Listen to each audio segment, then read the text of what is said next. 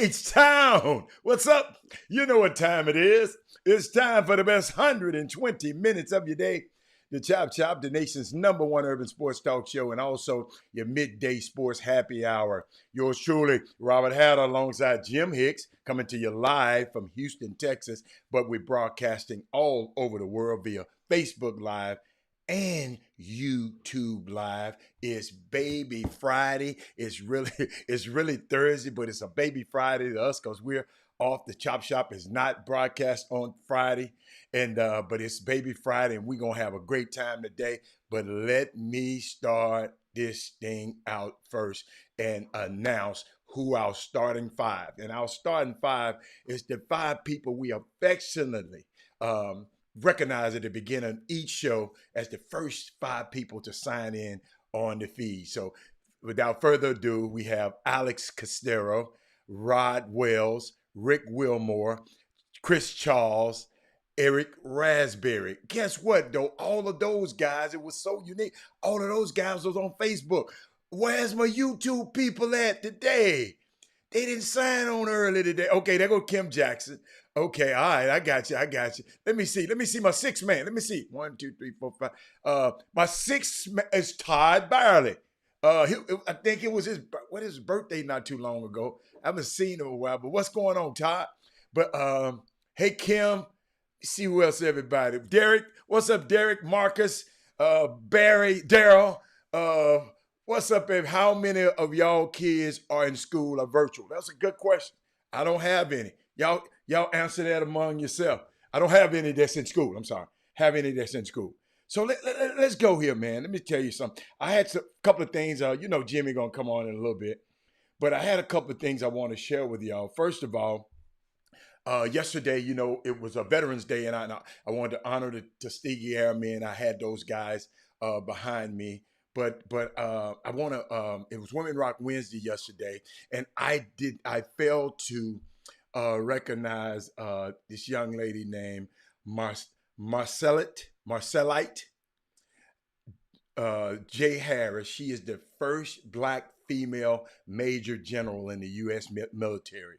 She became the first female aircraft maintenance officer and one of the first 2 female commanding officers. We honor her today more for her service. I had to get that in there. I didn't get that in there yesterday. So let me show you something. I got something for you. We had some basketball signings yesterday. Okay, that's some basketball signings yesterday. We can talk about that a little bit. That's Jimmy's wheelhouse. I won't try to tip the jump in there, but we had some high school basketball signings. I saw a few. I saw Caleb Stewart. I remember him, and I saw a couple of more. I saw the big fella is it Manville? Manville. Sean that played for the Hoops. I saw him, and I just saw a few of them, because I told y'all I don't keep up with everybody. But that's I saw those names. But you know what I was thinking about, y'all?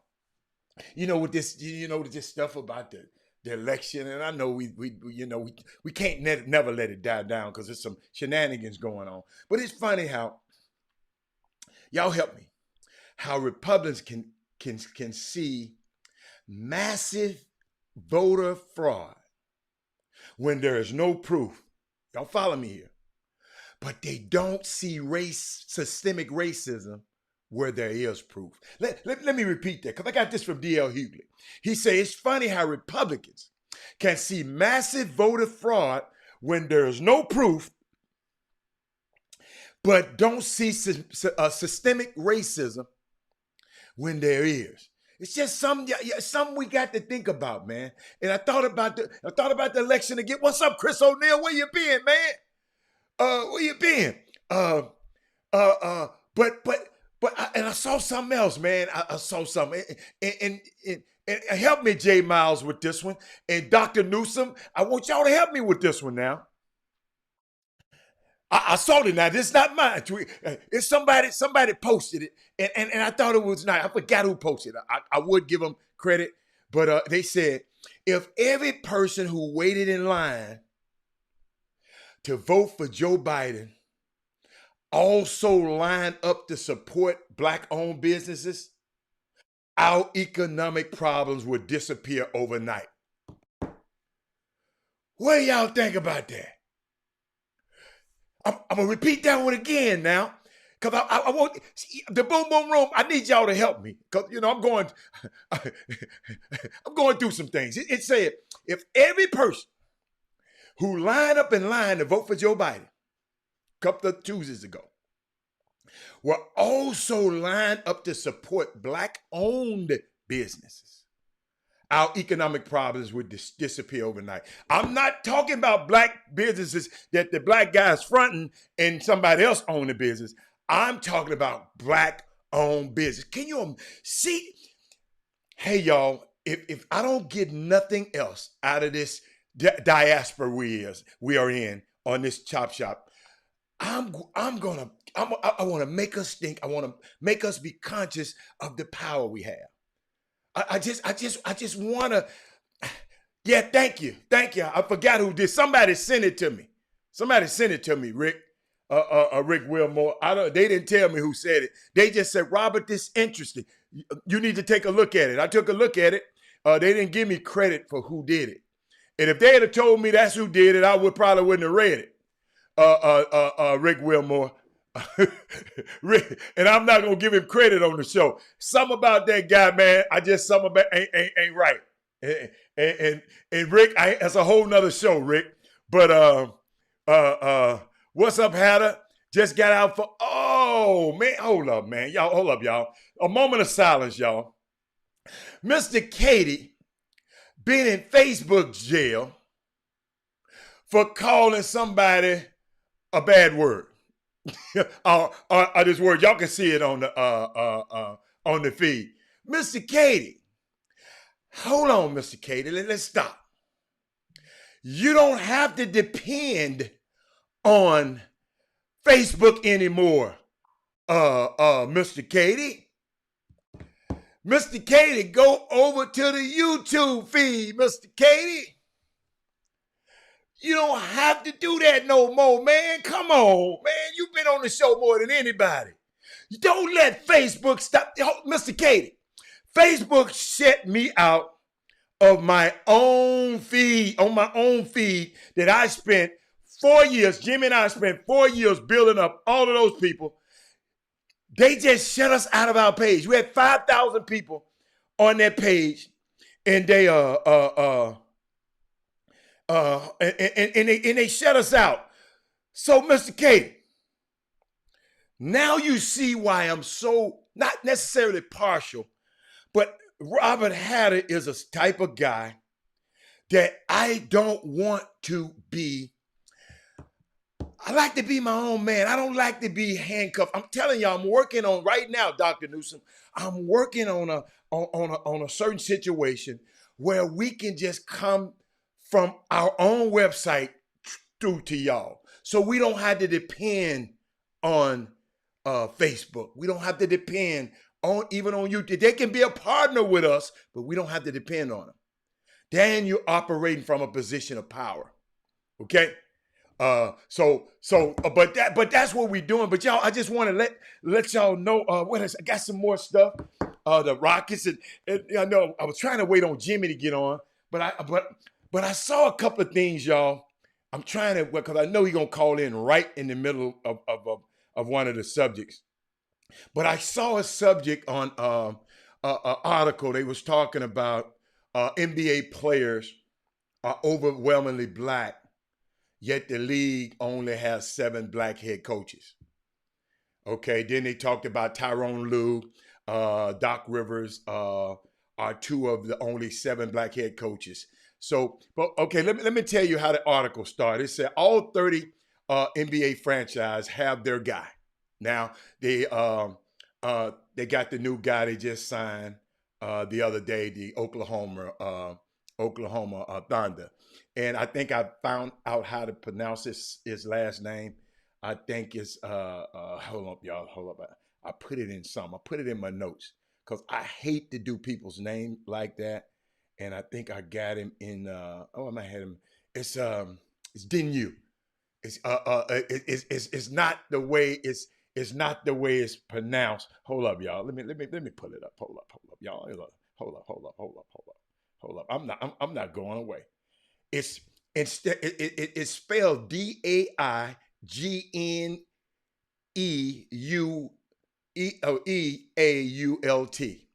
It's a Canadian name. It's pronounced Dino. Dino. Dinu. I mean, the people on TV tore it up yesterday, but it's a Canadian name, and I looked it up yesterday. But back to that subject uh, about about the growth and about the 30. Now check this out, y'all. And the people who don't know, 80% of the league is black, but only 7 of these head coaches are black. And but during the 2012 and 2013 season, the NBA was enjoying the best mark as it boasted 14 black head coaches. But 8 seasons later, and a national check this out now. Oh, thank you, Derek Johnson. A national awakening in the most progressive league in sports only have half that number now. And I just want to know what y'all think about it. And for anybody that's hoping the NBA will adopt the Rooney Rule of its own, that doesn't seem to be able to be the case because Adam Silver nixed that idea back in September. But I'm just taking a look at it. Since the NBA shut things down in March, there were 9 vacancies. Okay, just help me out to this. It was 9 vacancies when we shut down in March. There were those teams included the Nets, the Bulls, the Thunder, Sixers, Clippers, Rockets, Pacers, Pelicans, and the Knicks. Between those 9 jobs, black coaches only filled 3 of those vacancies, with Ty Lue going to Philly. T. Lue is getting his old spot. Hold up, y'all. We got somebody coming in. Just hold on. I got you. But black coaches only feel who I talked about, and then Steve Silas getting the job at Houston. So we got to give Tillman Fertitta a feather in his cap, because if he didn't do it, we'd have been in bad shape. Okay, so the rest of the guys. So I'm just curious, y'all. What do y'all think about that? What do you think about what's going on in this industry? What's going on with all these black coaches? I'm just, we got all of these black teams. All of these black players. 80% of the league is black, African American or black. But we don't have no black coaches. I got a surprise guest going to come on at 12:30. I'm just trying to send him a text right quick. Wait a minute. Come back at what is it? Come. Got it. I just hit it. Okay, so I just want to know. I'm just curious. Let me see. So a couple of more topics I want to talk about. I guess Jimmy will be on shortly. I'm trying to find another one. They were talking about, let's see, what y'all think about Westbrook? What do y'all think about And then, hold on, before we go in, Tillman Tortilla. Hey, Darryl Bonds, I said Tillman Fertitta. Darryl Bonds, you gonna make me say 3 words to you that I don't say to people. But you got one more ignorant outburst. Just one more. Just one more. That's all you got. One more ignorant outburst. But I was thinking about Russell Westbrook, and we were talking about yesterday about him in his situation, him and James Harden, and being leaders of this team. And I look back at the Rockets, man. I was just thinking about them and watch it. Thank you, Eric Raspberry. Just one more. You know how sometimes you just get tired and sick and tired of people? Yeah, I'm almost sick and tired of somebody right now. But I'm sitting back, man. The boy made me lose my train of thought. It was talking about, besides Sam Cassell, who is ready for a head coaching position. man, you just got come on, Kerry Holmes. You got to do your own research on that one. It's a lot of black coaches. We got Jason Kidd is there. Darvin Ham is there. I mean, you just got it's a whole lot of them. Black coaches. Troy, you good, Troy? He know who he is. Okay, Jimmy then finally came on. Hold on, what time is? Yeah, Jimmy then came on.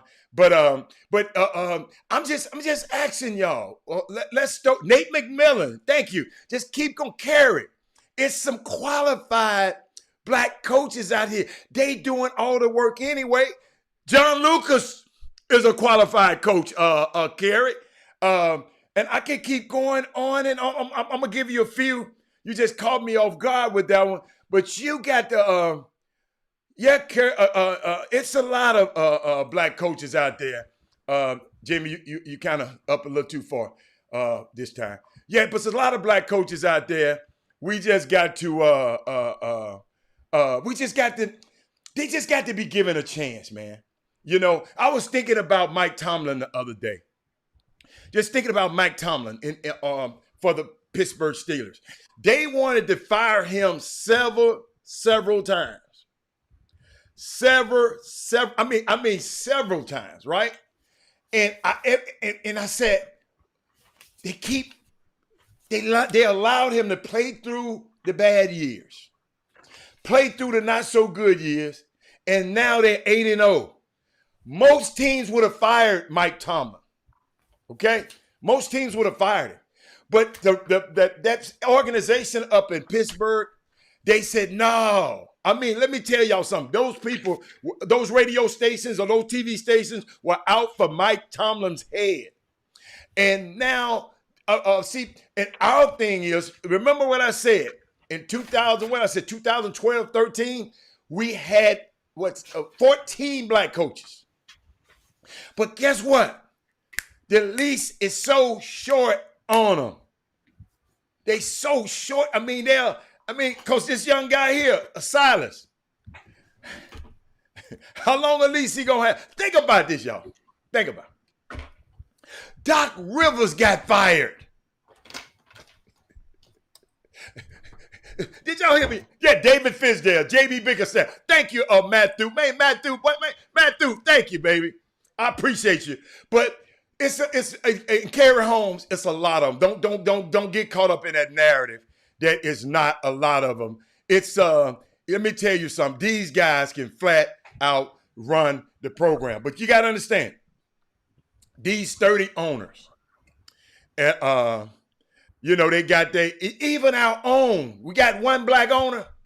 He don't even have a black coach. I ain't even talking about him today.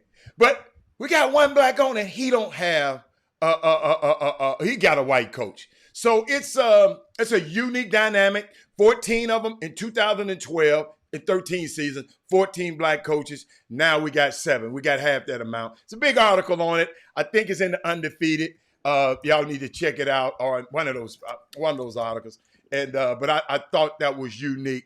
But Jimmy, I wanted to let you know I got in touch with Ken Hamlin, and he called in already.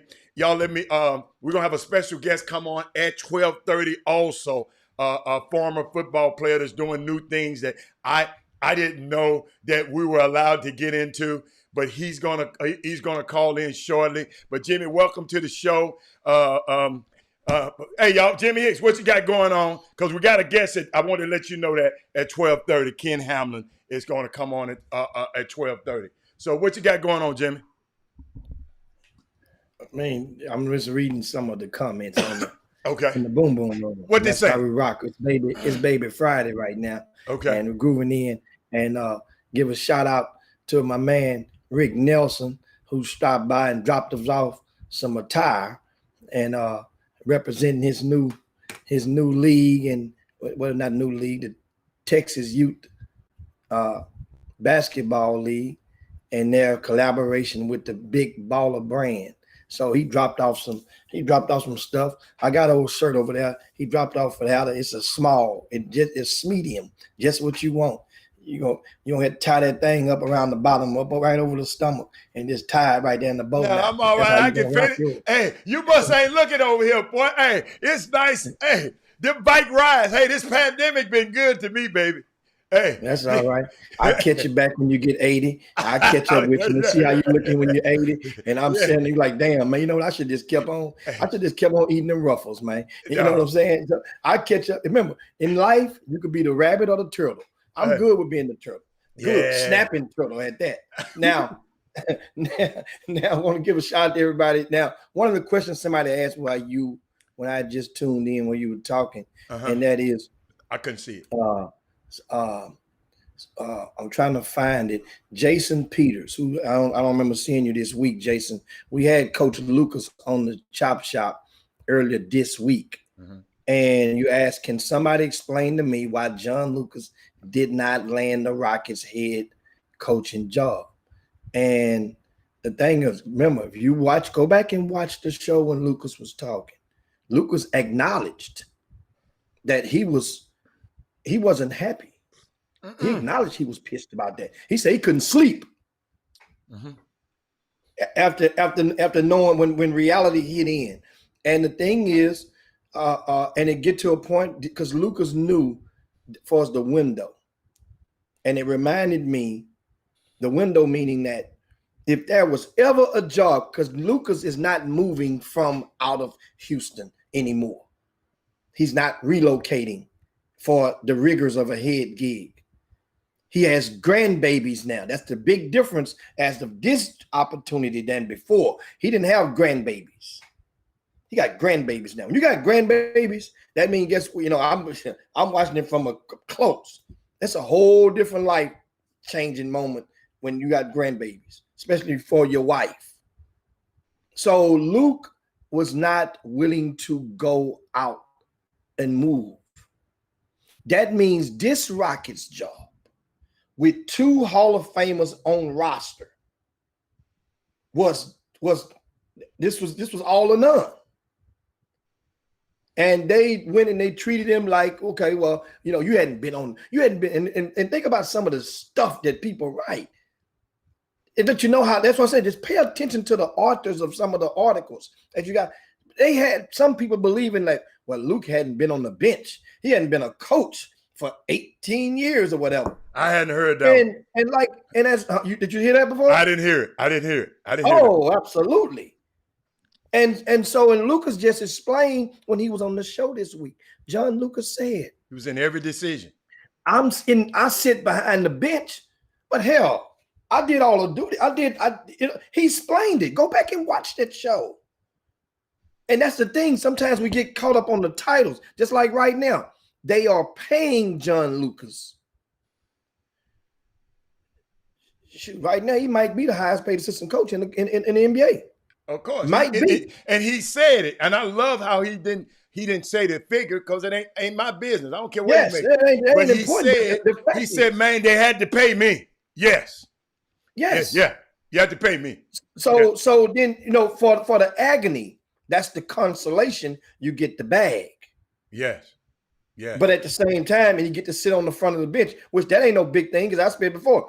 Sometimes sitting on the back on the second row is better than sitting on that front row. No. You the first one I've ever heard. You're the first person I've ever heard that.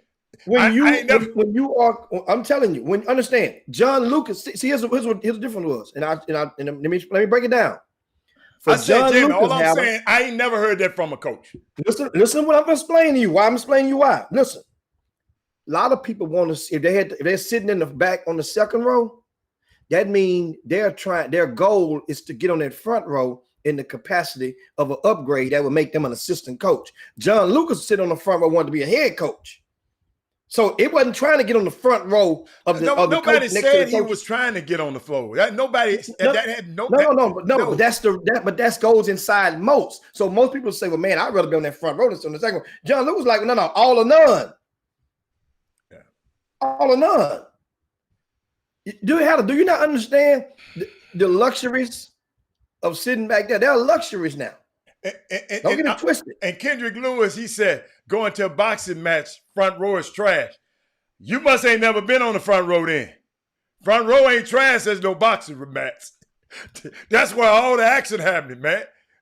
Kendrick Lewis, which boxing match did you go? Have you ever been to a Floyd Mayweather fight on the front row? Oh, it's a whole different world. Yeah, but it's okay. It's okay. Yeah, man. And so yeah, but I mean, I understand, but I'm just saying most guys, John Lucas, I guess, is an outlier. But most coaches I know, they prefer to be on the front row. You can kick your legs out. You can do what? And on the front, I don't know. I'm not a coach. That they was just telling me that's how they felt about it. That's all. Well, in that second row, you can use your cell phone. You never been you on TV row. Regardless. No, you ain't got no business using your damn cell phone. And people Jim, if you can't hold your cell phone for 2.5, but for an hour and a half at a time, come on, man. If you can't stop from using your coach, you're gonna have halftime. You can go use your cell phone at halftime. I'm gonna give you the perfect example. Let me bring it down a level.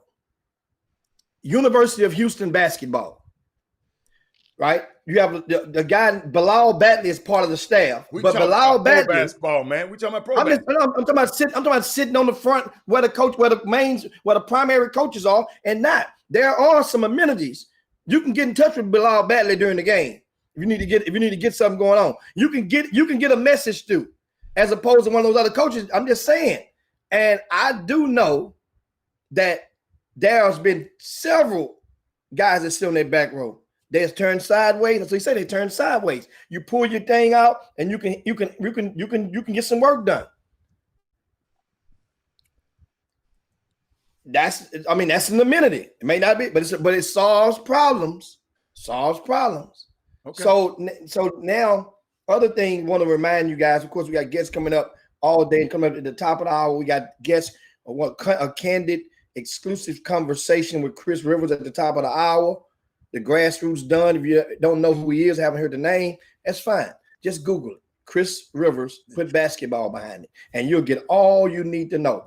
Adidas done, Reebok done, grassroots done. He has put his fingerprints on so many people in the amateur basketball as they blossom in the pros. He's going to join us with a convo. Get your questions ready for him. Okay. Also, want to remind you guys, the team rankings for Greater Houston have been released on rcsports.com. Released them this morning. How the top 30 teams have been released as promised. We told you guys right before the season starts. Season starts tomorrow for the public schools. That list is in the VIP news on rcsports.com. Also got district previews, complimentary, right on the front of the website, as promised, consistently. We're going to make that website to where some people that you follow high school basketball in Greater Houston, you wouldn't be able to wake up and brush your teeth without going and seeing what happened there. That's how important the website, rcsports.com, is going to become. Also, a lot of schools have canceled their games or postponed games already, and the season hadn't even started yet in high school ball. I'll give you a list of some of those schools in the VIP news this morning. Go over to rcsports.com when you get to watching the Chop Shop. Check that out. And that's big thing, big thing, because nobody playing. We see it happening in football. Yeah. We see all the college games, all the college teams. SEC has canceled 4 games at least this week. How about the Big Ten, Adam? Remember the president? And remember all of the backlash? Let the Big Ten play. Let the Big Ten State and then cancel another game. Ohio State didn't play but 2 games this season, man. That's just how it works, man. I mean, this is an unknown. This has never happened before. This has never happened before. Things like this gonna happen. I expected it. I expected all of this stuff that have. If you don't have no bubble, if you allow these people to go home and mess with Junebug, their girlfriends and their other girlfriends and their mamas and man, this stuff gonna happen. They got kids. Man, I can't wait to talk about what happened at LSU. We ain't gonna have enough show today. The police officers down there in Baton Rouge putting these guns on these young men down there. But Jimmy, without further ado, we got a special guest that's coming in, y'all. Let me tell y'all something. Let me tell you a little bit about him. Let me just click him on right now. He got a new venture coming out, and let me click that button on him and put him in the screen. Boy, look at it. Boy, I wish you could turn around so hold up. I know you got your pretty bag of work. I need some light in your face. You need some light. Just need some light in your face. Just turn around. There you go. Now you're looking good. Okay, we're gonna let Ken. Let me tell you a little bit about this guy coming on, y'all. Y'all go when I tell you some of this history, y'all gonna say, "Oh, okay. All right, okay." I'm gonna tell you what they say about him on Google. Ken Hamlin, a former American football safety in the National Football League. He was drafted by Seattle in the second round of the 2003 NFL draft. Also played with Dallas Cowboys, the Baltimore Ravens, the Indianapolis Colts. He played football at Arkansas in college. And guess where he was born, ladies and gentlemen? Memphis, Tennessee. So now you already know it's get there for Fraser High School in Memphis. And he got this unique, but let me tell you something. This is what I love about Ken and these new modern athletes. He got a new venture that he's doing. And I don't know, he'll let y'all tell him, but cigars made in La Aurora factory in Santiago, Dominican Republic. He said, man, I used to smoke the cigar. Now I own the cigar. Hold on, y'all. Hold up. I used to smoke them, but now I own them. I'm gonna tell you how I found out about him. He was on YouTube. He was on his page, Facebook page. He was going through the factory and showing me his locker where his cigars at, showing everybody. And I said, I got to get him on the show because we got a lot of cigar smokers on this show. And I thought, and now without further ado, I introduce y'all to Ken Hamlin. What's up, man? Let me give you hold up. Let me give you a hold. All right. That's the way to start it off. What's going on, man? It's good, man. That's my host. That's my co-host, Jim Hicks, the high school basketball guru. You probably already know about him. But just in case you've been somewhere over in Santiago and don't know, but Jimmy might have somebody over in Santiago knowing him. Exactly. Yeah. Exactly. So, listen, look, respect, definitely. And Chuck McGowan and Ken, if you look on your screen, you're gonna be able to see. They comment on your screen. They got a little button you can click and you can see the comments. He said, "Where's a cigar spot?" No, he ain't got no spot. Yeah. Tell him about it, Ken. Tell him.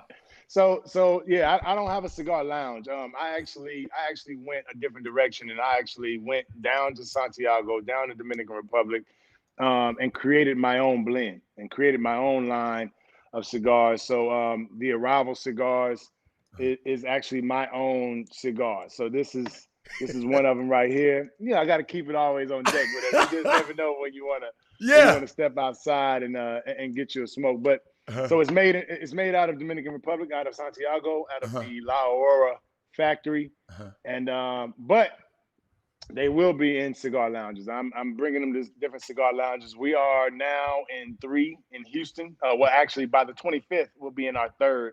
Okay. We're at Stogies, International House of Stogies in Missouri City. We are at Sweet Lips, which is off of 288 and OST.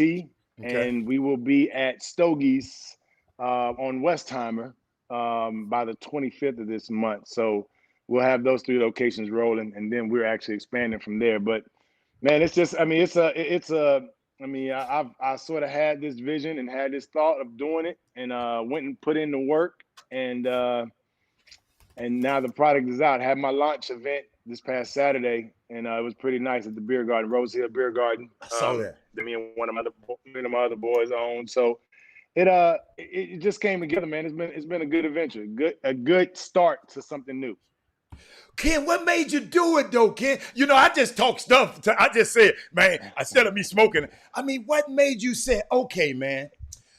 So, I mean, somebody had to. What was your hookup? What made you say, man, I'm going Hey, I'm not gonna wait over here. I'm not going to Cuba because there's something going on. I'm going to the Dominican Republic because I know you like visiting down there because I saw you on a few trips down there before this even happened. So what made this come all into fruition now? What happened? Well, I mean, of course, like you said, I started smoking cigars. I mean, it's been a while for that. But I started going to some of these events, started going to Big Smoke, started going to the IPCPR at the convention in Vegas. So I started going to a lot of these different things. And then I started going to the Pro Cigar Fest in Dominican Republic, in Santiago. So being in the factories, like rubbing shoulders, not just actually just smoking just the brand, but actually being there with the brand owners, being there with the factory owners, being with the cats that are like fourth, fifth generation, and being in this. So that sort of intrigued me. Like, well, why not, have a black man that has and start something like that? And I started thinking about just the opportunities that could be, thinking 20 years down the line where, okay, it's not just me now, maybe my son or whatever is doing something in this same realm or whatever. So it sort of intrigued me even more. And I started just getting information. So I started going back, getting more information and learning about tobacco more, learning about cigars more, learning about just the industry. And it came to the fact where, like, you know what, I want to go ahead and do it. And then pull the trigger and really started going down there even more. And I'm in the factory 9 to 5 some days, man. It seemed like it was like I'm 4 days in the factory and smoking cigars and creating, just trying to figure out what the blend was going to be, then creating the band, the boxes. And so this is, for those who haven't seen it, this is the box. Ooh, I like that. Right here. Oh yeah, man. It's, and listen, I if I'm gonna do it, I'm gonna do it right. I got a little bit of the inside you can see. Go right over a little here, bit. whatever. Yeah. Yeah. Ooh. So say, man, some of them leaves look like they kind of green. hey. We don't promote that on it right now. I got my glasses on, man. I got my goggles on. I can see it over there. Kid, he don't miss nothing, man. He don't miss nothing. Yeah. Hey, but right. But I'm just, Jimmy, you got a question? Because you got something for him? What you got, Jimmy? Well, when you started on this venture, a lot of times, first of all, you had to leave and go across the pond. Yeah. And a lot of times when people go and do those type of risk, that they'll be led down into a dead end or down a road, and they got to back out, going down another road. You done lost. Start again. Did you tell us about any of the speed bumps or the potholes that you hit while getting this thing off the ground? Well, I think first off, I mean, I when I initially went down there, I narrowed it down to like 3 different factories that I wanted to deal with, that I felt that I had a connection with, and it sort of narrowed itself out to where me and La Aura, which is the company that the factory that they're being produced in, we sort of just connected initially, and it just sort of went from there. I would say the bumps in the road, they came. I mean, I think about just getting the name for the cigar. I wanted to do, and I'm thinking this is something that's simple. Hey, look, I want this name, put it on there, let's go. So I wanted to do, my nickname in football was the Hammer. So I wanted to do the Spanish version, and I wanted to do El Martillo as the name of the cigar. Say it again. Say it again. You see how smooth they come. It was smooth as hell. That's what I wanted to hear. El Martillo. Yeah. El Martillo. El Martillo. Yeah. El Martillo. So, I mean, that was. I was like, man, this is gonna be live. That's it. It's done deal. Put it in the hat. Let's go. And the lawyers came back and was like, yeah, that's not possible. We can't do that because of course, the different industries, the different names, the different people who have, different cigars, or just in the affiliation. There was a wine company that had El Martillo as their wine, and so it was a lot of headaches or whatever with that. Right. So that took me to have to just put together a whole bunch of names that I thought, sort of vibed well with me, and then send it to them. I ended up sending them like 25 names. I think 18 to 20 of them he nixed immediately. He was like, nope, these can't be it either. So we went back and forth just on that alone. I mean, and then of course we got the name, the arrival, whatever, came out to be actually a good fit for what I wanted. And then pandemic hit. And That hit. Plus, I had to go from changing because of FDA rules, different type of stuff. I had to change stuff with the boxes, so I had to trash all of the boxes that were already made and get new boxes made. Well, we're getting the boxes out of Santiago in the Dominican Republic. They got to go and get all the new material, which during the pandemic, which we don't really know about because it's the first time we dealing with all this. It was hard to get material. So that took a whole, I was supposed to launch this cigar in January or February. It's now November and I just launched it, which I look at it as a positive because it allowed me to sort of weed through a lot of other things and get information and work out relationships with cigar lounges beforehand. So that's already sort of ready to go once it came out. So it actually worked into my favor that it all lined up with the delays and everything. Jimmy and Ken, what's so unique, Ken? It warms my heart when I see a former athlete being around the athletic business and representation business this long.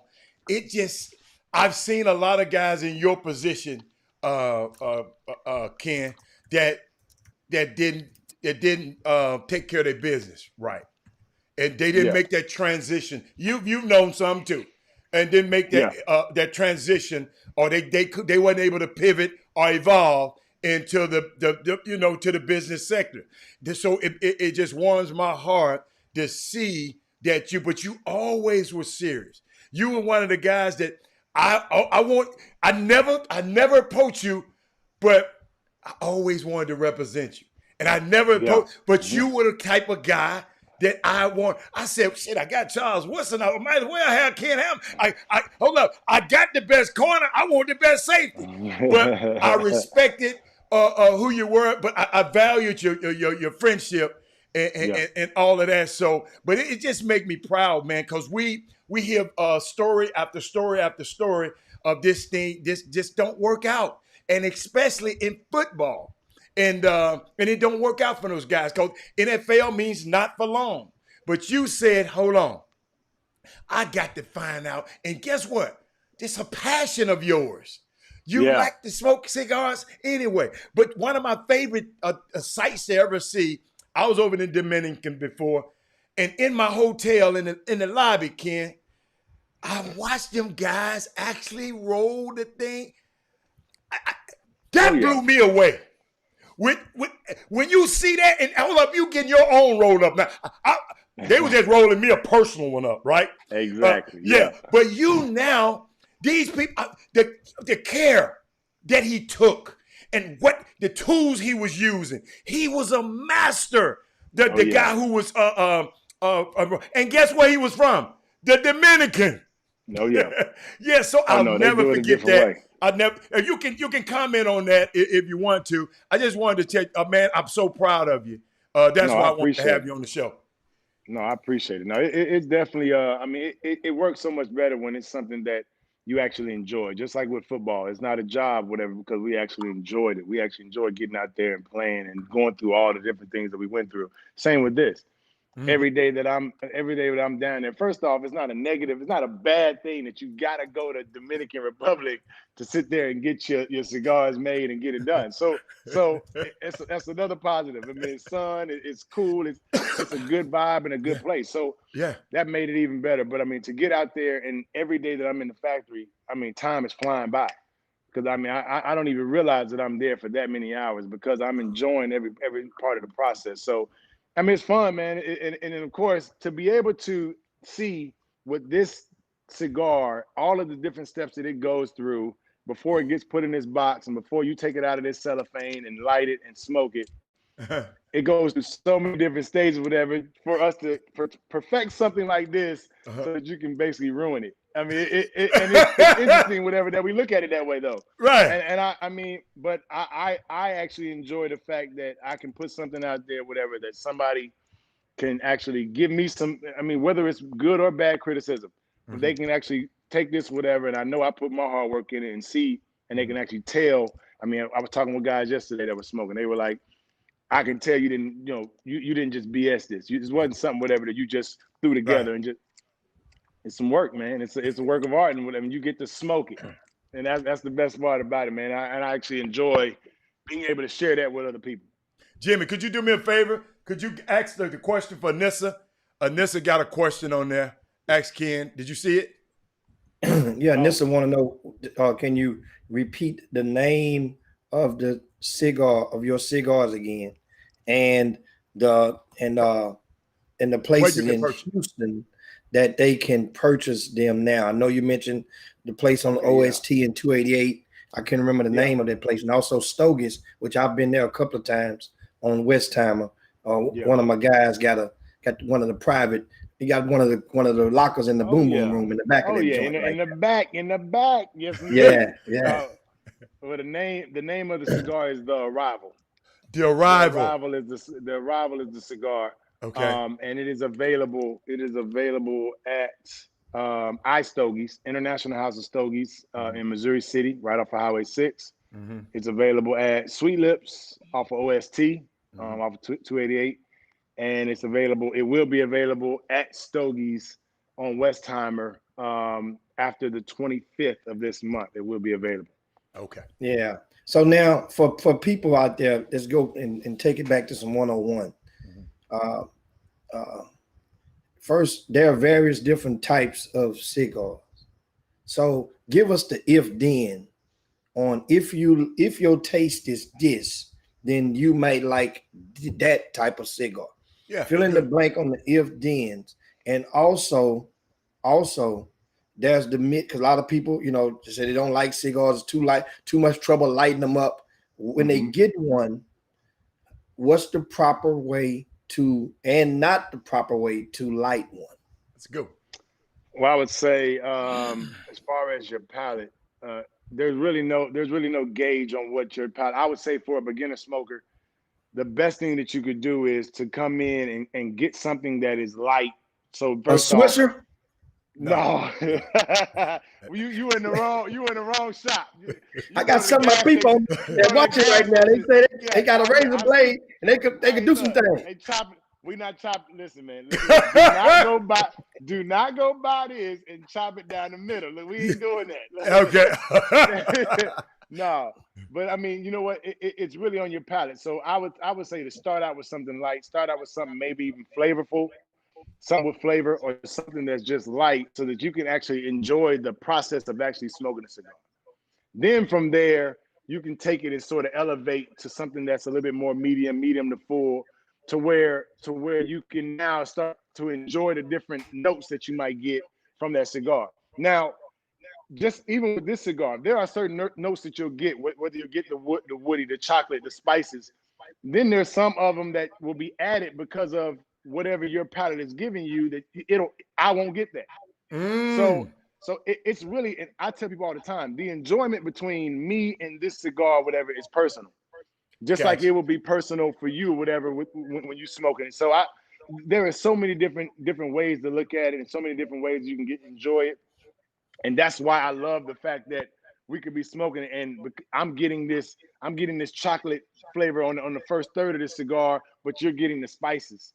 And it's more, even though it's there for me, it's just more there for you because of your palate. So that's where the enjoyment comes in for me. So it's an individual thing, you're saying? I would say it definitely is. Now, we are going to get, I mean, for certain cigars, you're going to get some type of notes, whatever, but I think it's just more pronounced for other people because of their palate. I got a question from Wesley Yates Jr. He said, do you smoke your own smokes now, or what are some of the other ones you prefer to smoke? Or do no, you? I definitely enjoy mine, but I definitely still go out and smoke other cigars. I mean, okay. Davidoff has a late hour that I smoke. That's a real good one. Plasencia, the Alma Fuerte, I smoke that one pretty regular. I always try some other new boutique cigars as well, just to, of course, to keep elevating my palate and just to enjoy the good cigars. And Ken, I have this one cigar that every time if I get one, I want to smoke it. It's the La Gloria Cubana. Every time I smoke that cigar, I'm okay. Nothing is mild, so a mild to medium smoke. That one. So if I try something else that don't taste like that, I guess my palate My palate is more conducive to that particular cigar. But guess what? I'm going to try to rival now. I'm going to put the glory. I'm going to be a rival man now. Hey, listen, I appreciate it, man. Listen, I can tell you. Hey, Ken, hold on, Ken. Ken, hold on. Can we order them online? Can anybody get them online? Is it a way to get them online? I'm finishing up. So I'm finishing up the actual website right now. The website is arrivalcigars.com. You can go on there, and I'm updating everything on my social media and on the website. Okay. So you'll be able to see everything, and I will be finishing that up probably within the next couple of days, so that people can start ordering on there. But yeah, they will be available in all different ways. And I'm definitely getting around to the different cigar lounges, different cities, and we are expanding. I believe. And of course, right on cue, we have a couple of people in the Boom Boom Room that send their shouts to you. And of course, Carlos Wilson is one, and also Carlos Carlos joined us a couple of weeks ago. He's the football aficionado. That's my man. Oh yeah, McAllen, Texas. Yeah. We go way back. Yeah. Okay. Yeah, wow. And so he's watching right now. His son is a freshman over at Ohio State. No, Jimmy, D Ohio State. Yeah, THE. Come on. What you say about it? It's a Razorback over there. He don't want to hear all that. He don't want to hear that. That's why. Hey, look. All I know is they not playing this week, and we playing this week with them. They got an issue with it. You're right. Another game canceled for Ohio State, and I mentioned it at the top of the show. Yes, and they've only played like 2 games this season. That's right. And the SEC canceled 4 games, but Arkansas, I think you're a Razorback for life. They're still on the docket to participate this weekend. And your thoughts on that? The Razorback community, how do they treat you? Oh man, I mean, I'm always going back home. That's home. That's second home right there. But I look at especially with everything going on this year, with that game, with how of course the COVID is being treated. Our head coach, he has COVID, so he's not coaching in the game. I think some of that stuff or whatever, it has to trickle down somewhere, some way, even though they haven't found any cases yet. I mean, if the head coach got it, I mean, he's normally around everybody. He done spit on somebody. No question about it. No question about it. So, I mean, I just look at that as you're just waiting for the inevitable. I mean, this is going to happen. This was going to happen regardless because of just how much you don't have control over these kids. I mean, really, you think about it. 17, 18, 19, you telling them to go home and just stay in the room and don't do nothing. That's not happening. So you have them interacting with their teammates, interacting with the coaches, going home and interacting with this person, and then coming back and playing, and then interacting with the other team they're playing against. So it's too many variables out there to sit there and try to still pull off a bubble experience, but not having the actual bubble. It's not going to really work.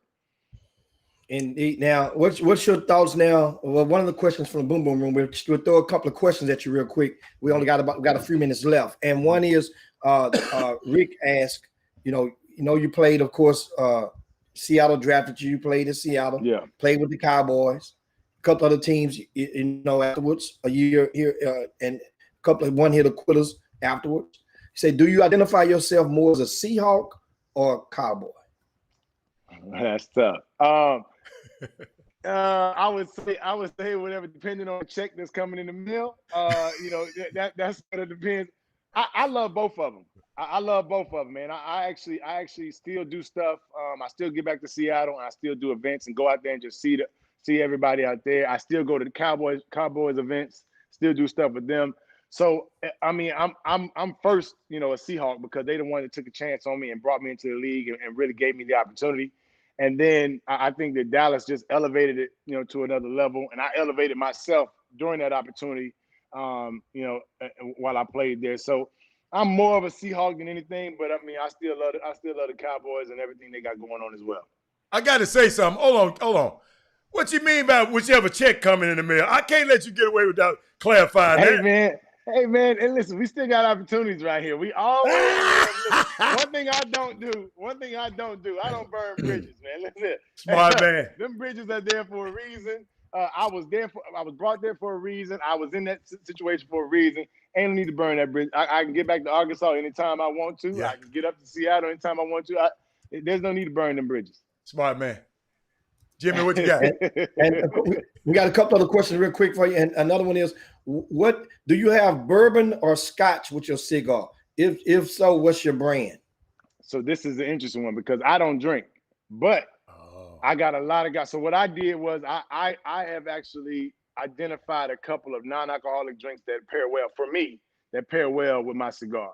Now I do know that at my launch we did 4 different whiskeys to pair with the group of guys that I mean everybody that was there that does drink, and whiskey pairs well with it. I would say a couple of guys that at the shop they've had. My thing is this, whatever, test it out, because the biggest thing you want to do is you want to make sure that you can enjoy your drink with the cigar, but it doesn't overpower the cigar. If you can find something that you can still enjoy this cigar and get all of the notes that you want out of it, and that whatever it is, scotch, whiskey, whatever it is, bourbon, actually complements it but doesn't overpower it, you found you a good pair. That's awesome. And also, Crystal asked, if you were ever to coach, would it be at an HBCU or a big school? Because now you mentioned checks, or whichever one has the biggest check. Yeah, because me and coaching, whatever do, I've always said with it, I don't know if I need to be getting down that avenue. But if I did coach, I mean, you know what? Especially how so many things have changed now. I mean, and I look back at even when I was getting recruited, and not even being recruited, only getting certain recruitment letters. I mean, and not getting it from the HBCU, like that right there could have played a big role. And I think now that we've gotten to a point where we can even have the conversation about it, and we can actually, start willing some of these players and some of these guys to go that direction, that'd be fun. I think that would be fun to actually start from the grassroots of that, of really building it up to be a big time school, whether it be, I mean, how Dion is going to Jackson State, how, I mean, how these other schools, whatever, a Grambling or a Southern or something, where you can take that and put that on the map and start, saying, you know what, in 4 years, we're going to be in the top 5. That type of thing would be pretty exciting. Wow. Hey man, we definitely appreciate this guy, Ken Hamlin, and retired NFL player, then found his thrill on Blueberry Hill, guys. He done went down there to the island and launched his own brand of sticks, and they are available in 3 locations around H-Town. And somebody asked, can you order them online? Jimmy, he just said. So he just answered that question. Answer you guys. Yeah, so I'm getting the online stuff situated to where they can be ordered online, and that will be coming soon. I'm finishing that up right now. So right now they're at those shops. We're getting the online finalized, and then we are moving around doing some city traveling to get them in some different locations as well. Okay. Well, man, thanks so much, man, for chopping up this on the chop. We up against the break. We got to get together, man. Hey, man. Hey, listen. I'm gonna call you later. I'm gonna call you later. All right, hit me up. Hit me up. I'm here, man. I'm here. So hit me up. There you go, man. That's what appreciate you having me on, man. Hey, Ken Hamlin, guys. Hey, you never know who's gonna stop you on the chop shop. That's how we rock on this Baby Friday. That's what we call Thursday. You understand? Coming up next, we got another guest gonna join us, and that is Chris Rivers. We're putting THEs. Yes, sir. If you ever been around grassroots basketball, the story can't be told without mentioning the name of Chris Rivers. He's gonna join us when we come back after these messages on the Chop Shop. You're good, Jimmy. I knew you was gonna do me like this. Oh, here we go.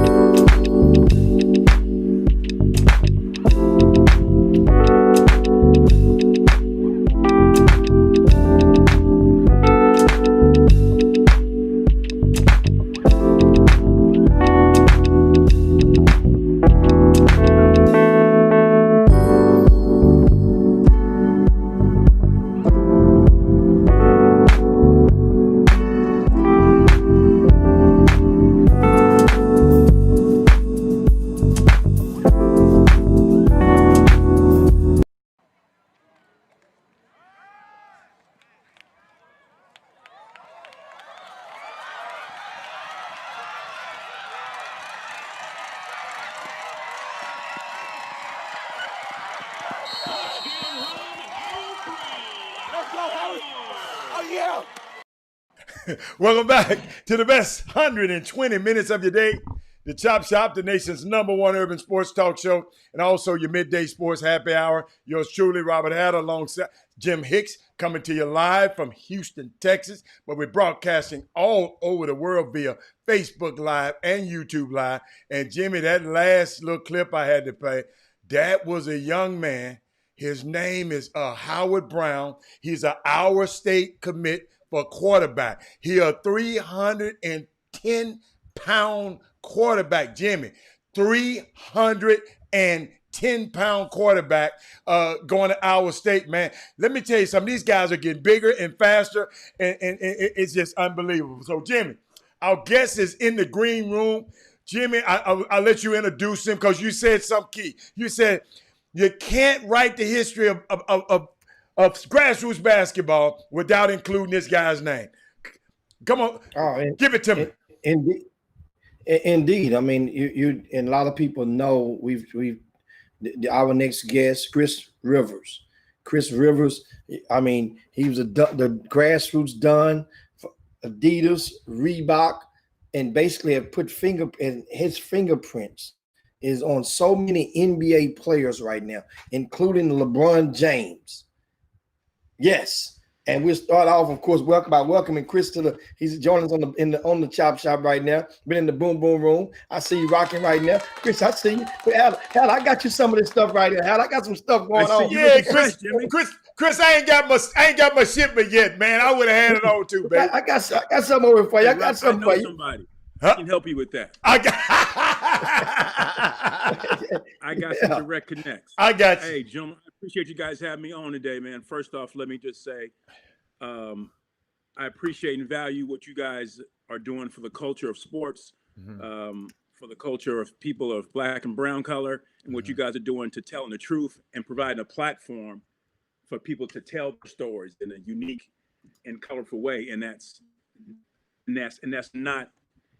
People don't have the opportunity enough throughout the country. So as much as Robert, I've known you for a little while. Jimmy, I've known you a little bit longer, and I've seen you for so many years. The platforms you guys have created and the entertainment, and it's just a blessing to have a few moments to speak with you, gentlemen. So thank you very much.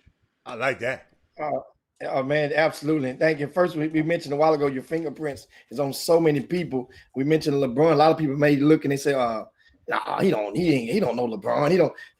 Tell us how did you meet LeBron James? Give us your best look, your fondest memory of him as an amateur, and for whereas he probably would attest to if they would have asked LeBron James, give us your fondest Chris Rivers story, and your stories would probably coincide and match from different parts of the country.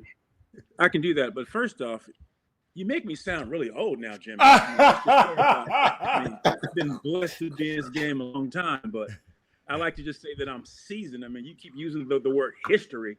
I haven't seen everything. I can definitely put some of my mentors who've been doing this a little bit longer, but I've been blessed to see a lot of the greatest things in the culture, and I've seen opposites. So I've been on both sides. So I've been blessed and I've been humbled. But to answer your question, the ability to spend time with a young LeBron James and his family going back to 2001 and 2002. First off, I need to shout out my man, Chris Dennis. Chris Dennis is an Akron, Ohio native who I'm still very close with and works with me. He gave myself a call in 1999. I was at the Tampa Bay Final Four, and he goes, yo, man, I got to get to Sonny. There's this kid in Akron y'all got to see. And at that point, I was new in the business. I was like, whatever, Akron, Ohio, ain't no hoopers there, blah, blah, blah. We really wasn't hearing him. And then that next year after LeBron's sophomore season, he sent the videotape of the state championship game. And we watched it in Sonny Vaccaro's suite. I think we were in Indianapolis then. And Sonny kind of walked in the room and go like, what the hell y'all watching? What is that on TV? Who cares? Some little high school kid. We goes like, yo, Sonny, there's the next kid that's coming. And we were all kind of sleeping. But long story short, we caught on very, very quickly. And so I had to thank Chris Dennis for giving me the opportunity to connect with that family, to be a small part of that process, and have some pretty good stories to tell that I'll save most of them for the book, but I got inside stories that'll be fun to hear. But to answer your question, my famous LeBron not my famous, my most favorite LeBron memory is I was sitting in his apartment. He graduated in '03, so this must have been, let's say, February or March of '03, prior to his state championship. That was during the process when Adidas and Nike were actively pursuing him once he graduated. We were filming him, and we were just kind of getting some background information to set up our pitch. And we said, LeBron, what team do you envision yourself playing for next year? What type of NBA team could use your services? So he was kind of slouching on the couch. He wasn't as thick as he is now, but you could see his brain working. And he kind of started off, and first thing he said was, well, I could play point guard for the Atlanta Hawks. And then he said, then I would go to Boston and I would play the two guard. And then I would go to Charlotte and I would go to Chicago. And I swear it went down almost A through Z off memory of what team, alphabetical order, he could start for and whether he would play the 1, the 2, or the 3, depending upon which point guard was there. Obviously, if Jason Kidd was the point guard, he said, hey, I could play the small forward. But he had the vision and the understanding of his game and the NBA game prior to even graduating from high school that he could mentally picture himself playing on the NBA level. And I didn't catch what he was doing until I went back and watched the film. And I said, this man just went A through Z alphabetical order of, I think he missed 2 teams, but it was amazing. Of course, he's like, okay, I'm not playing point if AI got the ball. I'm not playing point if JK got the ball. But he made sure to interject himself into every starting lineup. And at that point, that's when I realized we're dealing with someone here who doesn't have the IQ of someone who's 17. He has the IQ of someone beyond his years, as the cliche goes. Wow. Man, that's a hell of a story right there, man. Indeed. And in matchup, a lot of people have no idea how mature LeBron mindset grew over those years. And I remember those years as well. I was just starting in the business, and Drew Joyce, you know what I'm saying? We used to chop it up a whole lot, man, back in those days. And he was inspiring to LeBron as well as a de facto father figure for LeBron. And now back in those days, could you see, like you saw that in LeBron? Could you see any of the hidden values that now are portrayed and personified and lived out with his buddies like Maverick?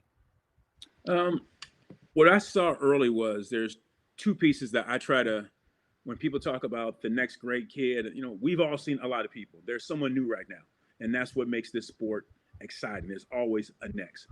But there's 2 things I'll talk about. First off, when I used to go to St. Vincent St. Mary's games, they didn't play at a regular high school. They played at the University of Akron. It seated 5,000 people. It was usually sold out. People was outside scalping games. And when I used to go back and report back to my other colleagues, what made LeBron special was the way he played made people feel good. So whether he was passing the ball, getting his teammates involved, one of those high-flying dunks, I mean, you saw people 60 and 70 and 40 and all colors would come to the games because he just had this unique artistry about himself that invited you to come and watch him perform. So that was a special, unique feature about him. Now, when it comes down to what he's done with his team, the 4 horsemen, as they're called, when I first met Maverick was always articulate. Maverick was always asking questions. They all knew that LeBron was special, but they all knew that they had a unique opportunity if they learned the business to get involved. And so Maverick was always asking questions, no matter who was around, always seeking knowledge, always patient, always sitting in meetings, nodding his head, taking notes. And so what they have done from a business, what they have done is 4 young men from Ohio and the industries that they've created. And I know they're just getting started. It's a blessing to see. Now they've raised the bar of what we expect from athletes, which I think is great. It's also unfair because it was the perfect storm. I met Rich Paul when Rich might have been 18, young hustling cat from Cleveland. He used to always want some all white shell toes. He go, Rib, I need some shell toes. That was what Rich always wanted. But Rich was always calculating and always trying to find ways to find his place. So to see the success that they've built with not only Clutch Sports, to see the success that Maverick has done with his production companies, and I won't even try to go and act like I can list all of their other businesses, enterprises, but it's exciting to see that they have done so much great, not just for themselves and not just for others, but now they're having a national and a global impact as business people. Perfect storm. You just said it was a perfect storm. I never been in this business for 30 years. I never seen it happen like that. But it took a special guy.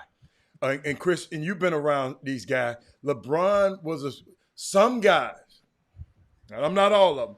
Some guys that I've encountered didn't want to see their friends succeed that way. They wanted their friends just to be their hangout guys.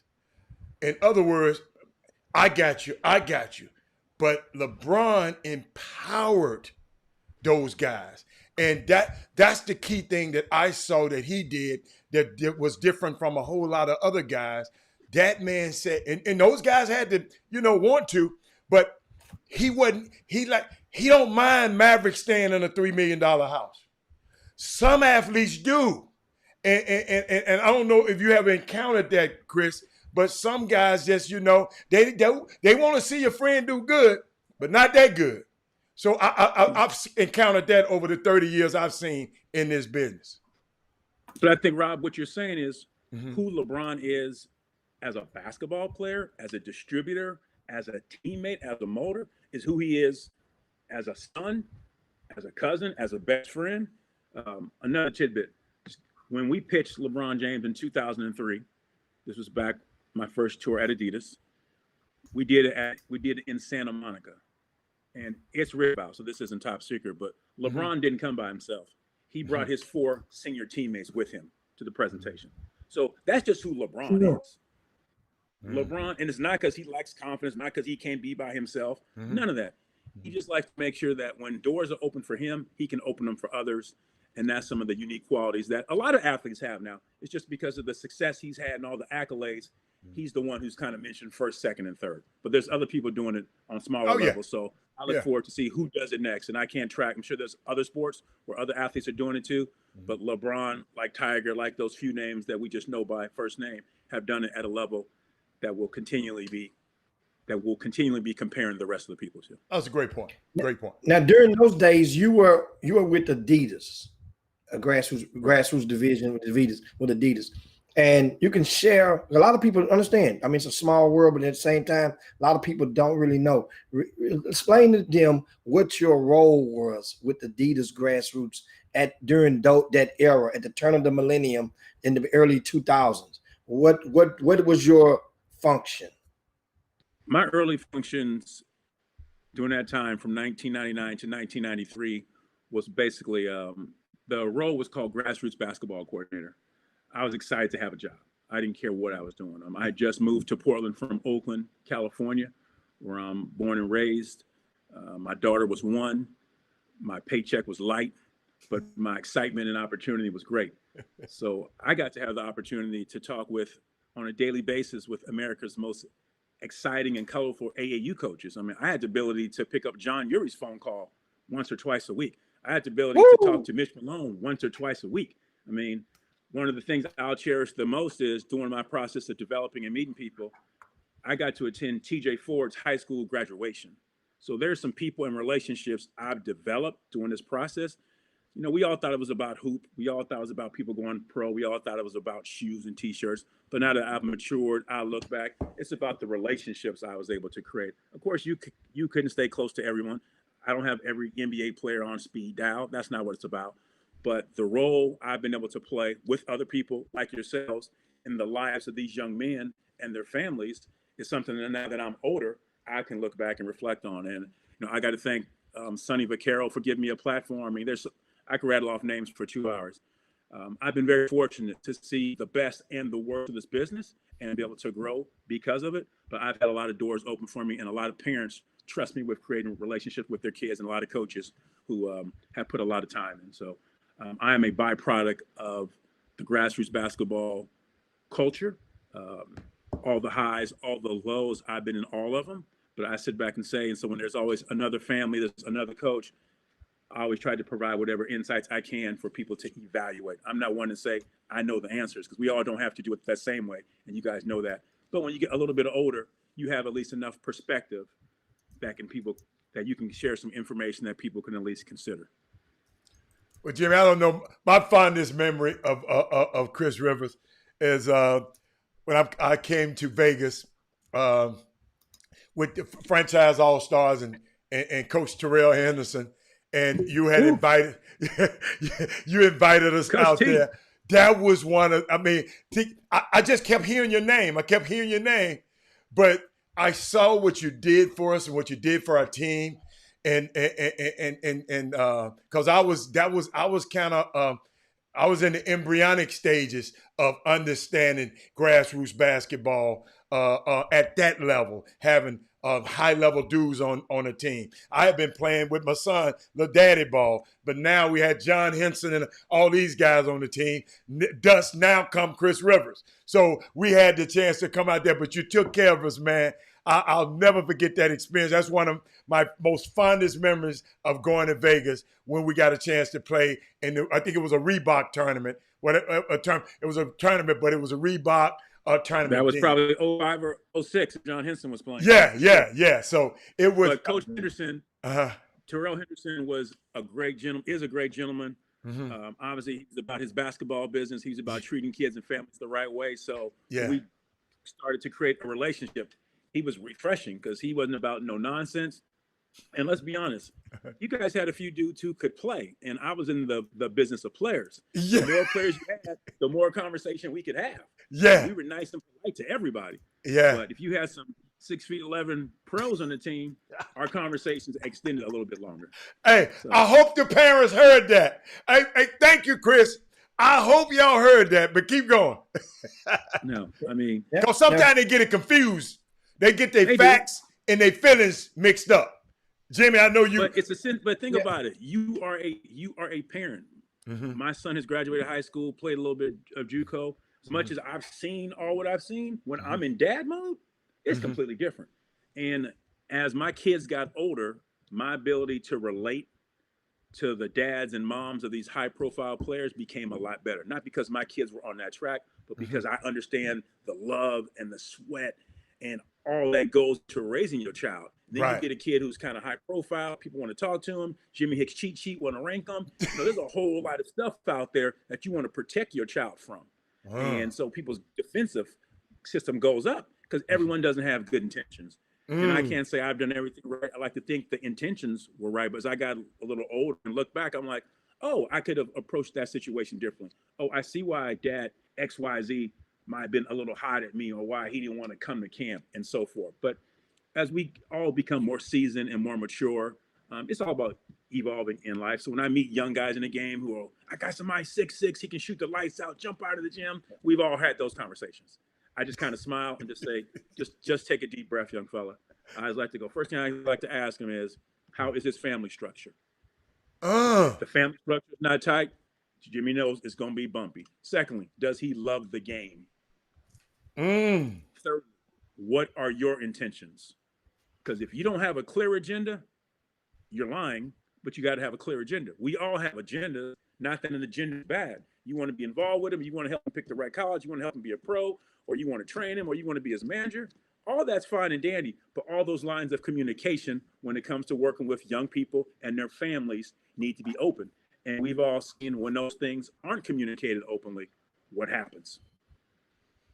Wow. Hey man, once again, I react to family structure. What's his family structure? Does he love the game? Not does he like the game? Does he love 100%. The game? And what is your clear agenda? Boy, that's the question that from the other side, that's the question that I have for so long been trying to encourage guys on the grassroots side, you coaches, you influencers, to go to the parent, let the parent know that. Because somebody's going to ask that question from somebody else, and you're not going to even know it. When they ask, they're going to say, oh, no, he's just sweet. He doesn't want nothing. He's just good. We've been knowing him forever. And then guess what? They're going to have receipts at some point. If they think that you're trying to compromise what they are trying to do with enhance their relationship, the truth from their side will come out and be presented to that family or that young man. And then guess what? Your ass is axed out and you don't even know it. That's one of the things that I try to tell people. Stop playing. Oh, it's all about the kids. Yeah, and it may be true. But don't sit there and make it seem like you're doing everything for everybody else's kids at a greater consistent magnitude than you are your own. Get the hell out of here. You want us to believe that? It don't work like that. If that's the case, you're not a good dad. Well, you're not a great dad. So now my question is to you, Chris. This is probably a question that you probably have not been asked before. And I always try to come up with the magic questions. Well, let me adjust my seat for that then. And it's on this topic. Okay. If you had to go back and take and reflect, you know, as your grassroots or administrative days, what percentage or would you say that there were times where the relationships within a program were undermined by one guy trying to leapfrog or push out the other guy in order to prove they need their own deal, or I could do this, you can come through me? And what percentage? I'm going somewhere with this. I don't want to give out inaccurate numbers, so Okay. giving a percentage is tough to do. Mm-hmm. But I think it's just part of just the American struggle when you have an organization, you have 3 or 4 people all contributing to the success of it. And let's take a music group. How long was Tito and Marlon and Jackie going to be happy singing behind Michael? Sooner or later, one of them want to have their own career. And I think that happens in grassroots basketball organizations. It takes a director that communicates clear, that's transparent, that lets his lieutenants know what's going on, where everyone feels good. But it always happens. There's a new 8th grader, a new 9th grader comes. The guy coaching the 15U team feels that the 17-year-old guy is getting all the shine, but he's doing all the driving. He's taking all the trips to Subway and picking to bring the kid up, and he wants his all shine. So undermining, I don't like to use the word undermining. I think it's just the nature of people, where people want to feel validated, they want to feel involved, and they want to be respected for their time and efforts. So if you feel like you're within an infrastructure that's not validating those needs, all it takes is so-and-so from this program to call and say, hey, man, if you come over and bring Tommy John with you, I got a better situation for you. And I like to think that I've been a part of a couple of those conversations, and I like to think that most of the time we handle it the right way. I can think of a situation back in Michigan. I won't even say who the programs are, because there's 2 gentlemen who I still respect and love deeply now. I didn't handle it the correct way, not intentionally, but I didn't look at it the correct way. So that's tough. But I think that if you're in a program where everyone knows their role is clearly defined, you know what's expected of you season by season, and you don't have someone who's trying to hold on and be the chief. I mean, everyone has their run. Everyone can't be. Even Mac Irvin knew when it was time to pass it on to his kids, but everyone still respected Mac. I mean, every great organization that's had a 20-year run in this grassroots business, which there hasn't been a lot. I mean, you guys can think about, in 1999 was my first summer. What program is still running full steam 99? Not saying that they should be, but very, very few. So that's no one has asked me that question, Jimmy. So thank you for catching me off guard with that one. It wasn't the intent at all, but just to show a lot. It happens a lot that I from my perch in watching in grassroots basketball, it happens a lot. And Jimmy, it's not. Is that why, Jimmy? Hold on. Is that why you always ask the guys, "Are you investing, or are you investing, or what? Are you are you giving? Huh? Are you giving? Are you investing? Are you investing your time? You always. That's exactly why I always present that question. Yeah, because that way you catch them, you get it out the way. That way now you're giving them opportunity. I'm giving you opportunity to come clean. Because you said because first thing that guys would do is to give you a timeline or give you a score sheet of all of the things that they've done for somebody. That means you're keeping score. You see? True. If you ever go to a scrimmage game and you have scrimmage games, in scrimmage games, the clock is off. They're not keeping score in the scrimmage games, that basketball, right? They don't care. They don't. The score is nobody. At the undefeated, and a veteran of the United States Navy. As an aviation electrician, I didn't see many black pilots during my time in the service, but in keeping up our planes ready to fly, I share a bond with the mechanics responsible for keeping the planes of the Tuskegee Airmen combat ready. However, the challenges that I've faced were nowhere near the obstacles. Welcome back to the best 120 minutes of your day, the Chop Shop. We had some kind of hiccup, but guess what? We're back. Got Chris Rivers is back already. Now we're waiting on Jimmy to come back. Maybe let me put you in, Chris, back in your spot. Okay, you're back, Chris. You can hear me? Yeah, it just had a. I can hear you. Somehow the stream got a little it went up and down. But Jimmy will be back in a minute. But when we were gone, Chris, we were just talking about what I know you came on today because I know some people were talking about the Big Baller brand expanding into youth basketball or in the youth. Can you talk about that? Because when when LeVar was on, he talked about it. Could you talk about it a little bit? And I know Rick Nelson in this area is going to have a youth basketball situation with BBB. So could you help us and walk the people through that and give us a little insight of what's going to go on? Most definitely, Rob. Can you hear me? Yeah, I got you. You good. Okay. I've been working with LeVar and the Big Baller brand since April of 2019. Okay. It's been a fantastic experience for me. I've learned some things about business, about e-commerce, and some things that I hadn't done previously in my career. For everyone who knows LeVar likes doing things that are non-traditional. He likes doing the unexpected.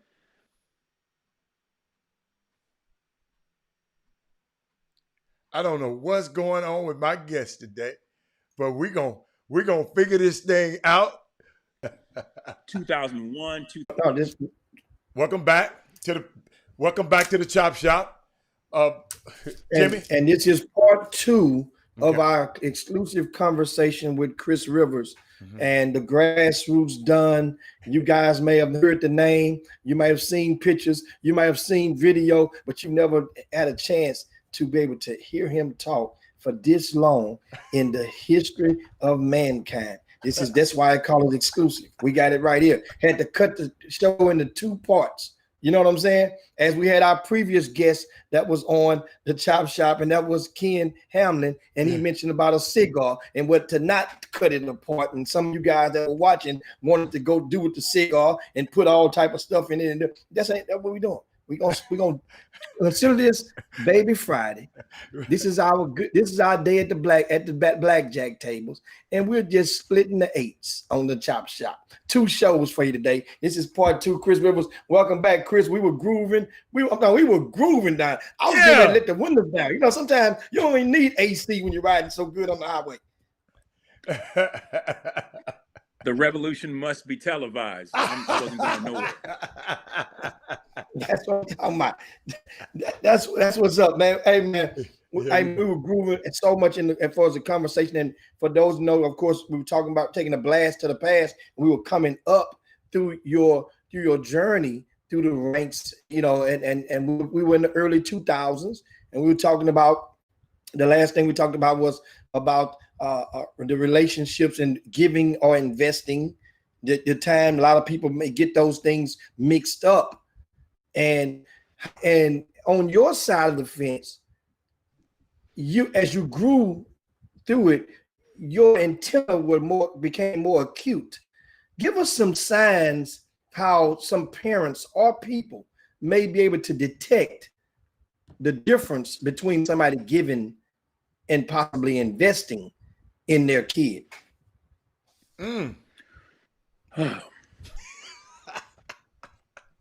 Some signs. Well, first off, I think we should clarify that giving is something that everyone starts off doing.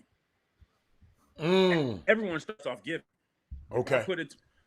I think Robert used the term earlier, daddy ball. He was giving his time because he loved his son. His son can't play 5-on-5 ball by himself. He had to go get some other kids to play. He was giving his time. Right. I think you only look at investing if you think you should or you hope to get something back. And when it comes to this grassroots basketball, I can't speak for any other grassroots sports. You got to be playing with you got to have some kids on your team who you think are a commodity, whether either by a larger AAU program or a private high school or a university or maybe at the pinnacle of being a professional. If your kid can't play or if they're not top 2,000, there's no investing going on. You're giving. Gotcha. But you can only, in the way I view it, Jimmy, you can only invest if you hope to get a return. Now, I don't think that getting a return is bad. I don't mean it's always monetary. It could be just an affiliation with something. It could be the fact that someone opened a door. I feel that the time I didn't know I was investing time with TJ Ford in 1999. He was the top point guard in the country. He was going to Texas. We wanted a relationship with him when he became a pro. There was an agenda. But the best thing I've gotten out of that investment of time, which was part of my job, was the fact I know I can pick up the phone right now and go, TJ, how your kids? What's going on? And that we grew together. But as you guys know, as men, those are things that we didn't see in our 30s. Some of the game that some of the gentlemen who were a few years older than me were trying to instill, whether it's Norm Odom or the Michigan Mustangs. I've alluded to Mac Irvin in Chicago or Wallace Prather, both of them rest in peace. I mean, they were my seniors, and they always had a more of a steady pace to their approach. All those young guys, we were trying to get it right then. We were trying to hurry. We were always rushing. The older, more OGs in the business, they were more laid back. They knew that they were going to get to where they were going. So my first 6 or 7 years of being in the business, I didn't understand that. I was trying to be everybody's friend. I was trying to be everywhere. I was trying to hustle. I was trying to do it all. Then kind of when I went through kind of my second phase, and my kids got older and I evolved as a man and as a professional, I learned to slow down. I learned that anyone who was trying to talk too fast, that's probably not who I want to do business with. I tried to do more listening than talking. So as far as what I would suggest to parents is, you got to know who's involved with your kid. And I'm not saying everyone has the same time. I mean, obviously, parents got a lot to do right now. I couldn't imagine if my kids was on Zoom schooling right now, just to be honest. But you got to know who's picking your kids up, who's bringing them to practice, who's talking to coaches on your behalf.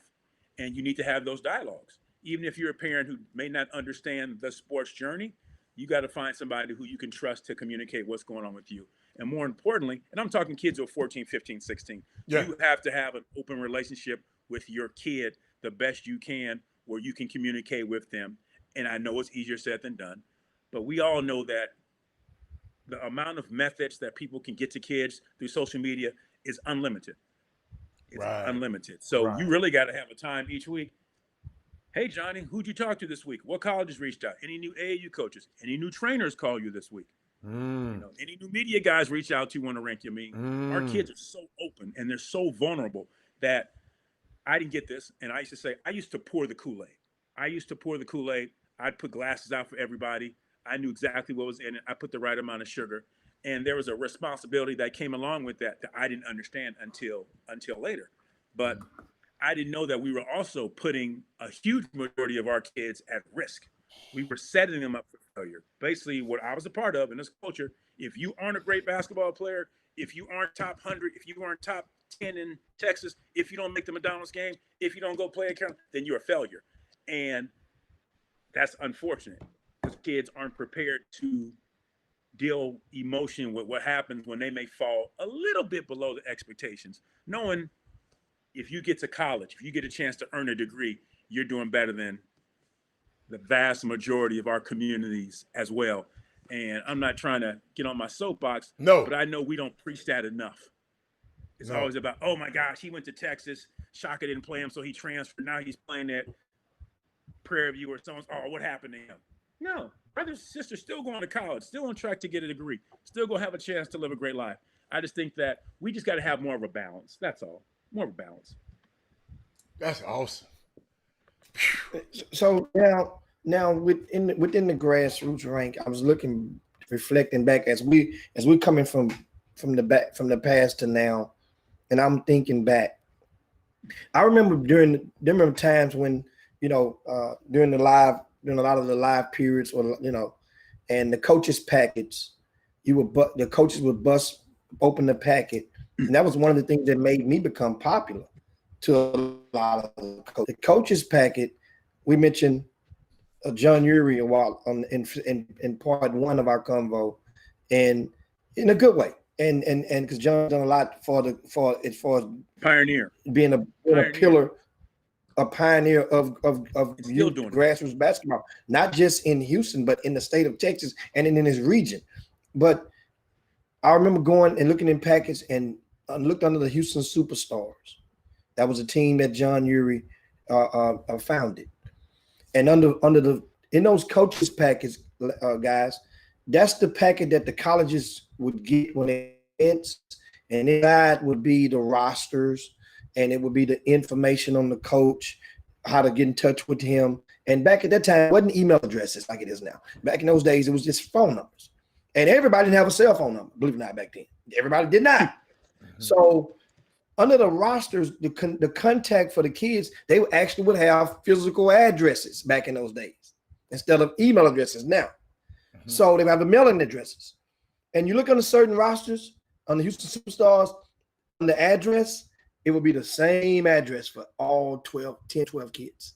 The same phone number for all 10, 12 kids.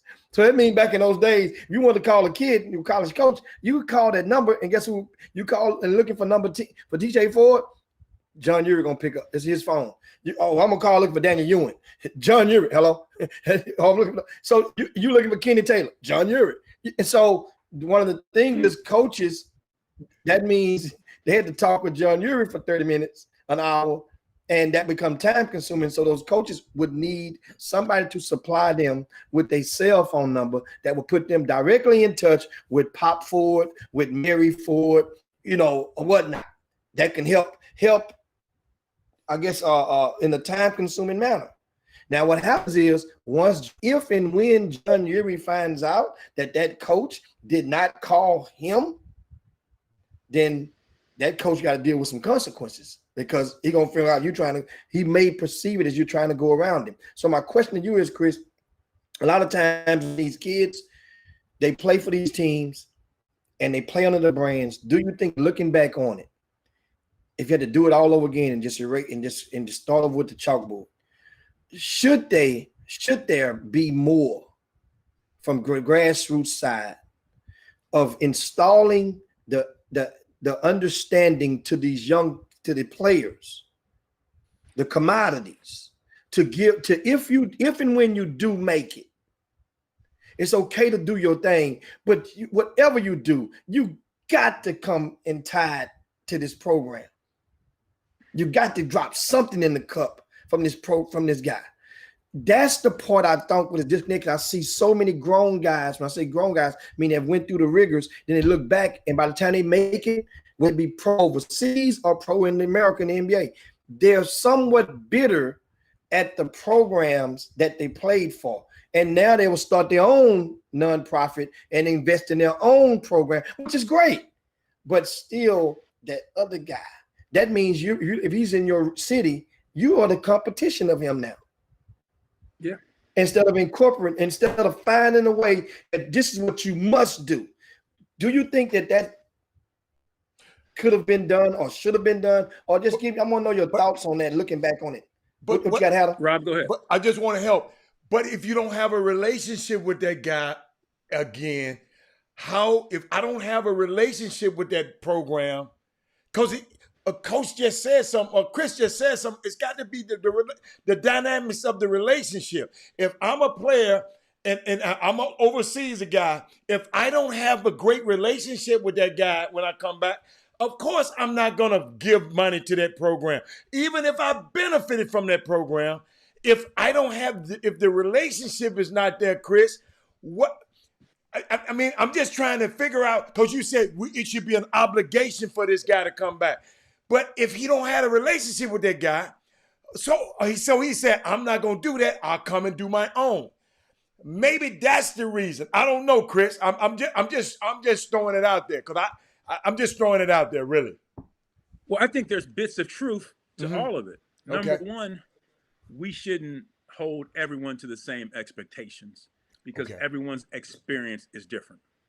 Um, Take my brother, Mitch Malone in Dallas, Texas, who's been having teams since probably 1992, 91. Okay. Mitch had kids who, when they were in high school, who were on his third team. I Mm-hmm. believe I'm speaking correct. You guys might correct. Ronnie Price might have been on Mitch's third team, not his first team, not his second team, his third team, which means Mitch may not even been at a Ronnie Price game at that point. So does Ronnie Price owe Mitch something because he wore a Texas Blue Chips jersey? I don't know. That's not for me to say. I think that we shouldn't. Each experience is different. If Ron picked him up and dropped him off and bought his plane ticket or did whatever he has to do, he shouldn't owe anyone anything. Because if Ronnie couldn't play, he wouldn't have been on that team. So let's don't get it twisted. Just because someone creates an opportunity for you to do something, you shouldn't have to owe somebody. I think that when there's extreme circumstances, for those times when players stayed at people's houses and helped them get through schools, helped them make sure they went and took the SAT, match them. I mean, we know some people who have been co-parents, who have been guardians to people. I would like to think that if you're fortunate enough to get to a situation where you have the ability to help others do what you did, I think that should be in your heart. But I don't think we should use the word obligation because I think that's saying, hey, because you played on my team, because you wore the cheat sheet jersey all-stars, you owe me, you're indebted to me for the next 20 years. That's not the way I view it. I think that every situation is different, but I think that as young men, it's like when our guys become pros and they become professional basketball players, we put added pressure on them because they have a little bit of money when they start, that now they need to go help the whole world. They don't have their own finances in order. They haven't bought their own houses. They have family things. So once again, we're putting additional stress on these young athletes to take care of everybody. Where I feel that we need to wait until they're 25, 26 before you start running around and putting Jimmy Hicks all-stars because now he got to, I think we need to be a little more patient and let them mature as people, mature in their profession, and then hopefully they'll understand that giving back is the next right step. At 20 and 21, they were just playing in Las Vegas 2 summers ago. So what do they know about giving back yet? And I think it's just tough. So having those structures where they have people in their corner, people in their huddle, whether it's their agent, whether it's their management, whether it's their financial, whether it's their parent, whether it's the college coach, whether it's the high school coach, whether it's Rossi Karen, whether it's Marlon Lowe, all these other gentlemen who we know are doing it the right way, you got to have people making sure that you're doing things not only the right way, but at the right time. And oftentimes we expect everything. You would not expect a normal 21-year-old to have it all figured out. We don't expect people who graduate from college and make their first six-figure job to go back and start donating to Meals on Wheels and Wounded Warriors. We want them to stack money first. So why do we expect our young athletes to do the same? Because they have more money. They also have more taxes. They also have more people to pay. They also have more stress. They also have more social activities that they need to consider. So I just think that we need to just be a little more patient with it. But the obligation word is the one I try to stay away from. But hopefully, Jimmy, that relationship with that young man, as with most programs, I guarantee you that most of the people that played for Marlon Lowe or the people that played for Rossi Karen, who you knew was driving people to practice and put them on planes where they were going to Bush or going to Hobby, and they were taught more about life than just basketball, will come back and say thank you. And the most relationships that I find are the most genuine are the ones who may have not made it to the NBA, but played 4 years, have some time overseas. It's just a different relationship because when someone is at that level, everyone's pulling. Everyone's pulling. And I can see why guys just kind of tune it out. That's why everyone keeps their circles so tight because it's exhausting to be a professional, especially in today's age. Wow. You know what I got out of that, Chris? Thank you so much. That was eloquent soliloquy right there, right? But let me show you something. Did y'all notice this man knew the airports we have in Houston? He said hobby. He don't live in Houston. You'd have been to Houston so much, you know the airports we got, Mr. Rivers. Houston's my second home, like I'm James Harden. I can't say it better than that. My parents were Port Arthur, Texas, born and raised. Lincoln. Oh, okay. I got you. Okay. I got you. Texas is my spot. I just noticed that. But can we talk, gentlemen? Can we talk TYBL for a minute? I know yes. You're gonna cut me off. No. Yes. Let's go. What Rick Nelson's doing? Let's go. All right. Rick Nelson, my brother, been doing events. Jimmy, your partner in some events. Rick Nelson's bringing back the TYBL, Texas Youth Basketball League, starting in January. I believe it's year 6. 5th, 6th, 7th, and 8th graders, boys and girls. LeVar Ball has made a commitment to bring Big Baller Brand Team Sports and be one of the presenting sponsors of the league. We know there's a lot of great basketball happening in Texas, but what separates the Texas Youth Basketball League? Once a month, under one roof, games on Saturdays and Sundays, starting at 12 o'clock. You can't beat it. Great competition. Dallas, Houston, San Antonio, Austin. It's a great competition on the circuit. You get to move around the state. You get that travel feel all under one roof. We know Rick's going to have COVID precautions 100% in effect, but it's a great chance for the next up-and-coming wave of young kids to get a chance to test to see where they are. I know how big the state of Texas is, but you could play within Austin and be the best in Austin, but it'd be nice to get a little San Antonio, to get a little Dallas. I know Tony Johnson and them Dallas Mustangs going to have some young squads out there. So, and I know I'm going to see my brother Stacey Houston in the gym hanging out looking cool, because that's what Stacey Houston does. But the Texas Youth Don't tell him that. Please don't tell him that. Hey, nobody cooler than Stacey. The Texas Youth Basketball League, a.k.a. TYBL, is partnering with Big Baller Brand Team Events, and we're going to have a lot of fun, man. And Rick Nelson is one of the true gentlemen of this sport, and he was doing it for a love and a passion even before his son Doc became one of the top point guards in the state of Texas as a high school, and a great entrepreneur and a great young man. So I'm just fortunate to be able to collaborate with Rick Nelson on this business level and bring two unique brands together. Everyone knows how to get in touch with Rick Nelson, but I'm just excited to come back. Hopefully I'm going to get LeVar, who thank you guys for having him on last month, to come out to the Dallas. And if you haven't seen LeVar in person, he's exactly who he is on screen. He loves talking to people. He has a lot of good insights for kids, and he's just a happy-go-lucky guy. His son's going to be drafted this time next week. We'll see if his prediction of him going number 1 comes to play or not. But I'm looking forward to spending a good portion of my 2021 in Texas. So I want to thank Rick Nelson and the TYBL for letting Big Baller Brand Team Sports be a partner in it. Indeed, man. And of course, that league, the TYBL, kicks off in January. And once, as Chris just said, 4 different cities: DFW, H-Town, San Antonio, and I think Austin is the other city that they will go down, that throw down in, and that's 6 to 8 graders. And they will be playing all around. And this is the 6th year doing this. It's not an upstart event. This is the first time, though, that the Big Baller Brand is collaborating now with Rick Nelson and this Texas Youth Basketball League. And we had LeVar Ball on last month. He broke the news that the Big Baller Brand will be sponsoring some teams that's planning this. How is that going? You know, update on that, if it's still, or any details on how said get with Rick. Team pan out? Well, the update on it is it's still in the process. Obviously, Rick is the executive director. Yeah, and we are in some conversations. We're trying to find, because we're offering team uniforms for the first time ever. So I like to say sponsorship is what people know, but we're trying to find partnerships. We're trying to find people who want to be affiliated with something that's positive. How can we come in, create some value, save programs some money, create an affiliation where people feel good. We all want to be a part of something. Wow. Why did the EYBL and the Gauntlet and these other things have the great success that they had in the history of the grassroots basketball culture? Because we all have a unique nature to be affiliated with something. So Big Baller Brand Team Sports is going to be affiliated with the TYBL, and we're looking for 8 to 10 programs who want to get out with us and wear the Triple B's on their uniforms, and teams such as Just Play Hoops is going to be involved. Obviously, Houston Elite. We had some talks with Houston Wolves, Mo City Ballers. I'm not letting out Mustangs off the hook. The BSA Warriors. Team Nene and the Trailblazers. So Rick is leading all these conversations. I'm just trying to provide some back. That's a good thing.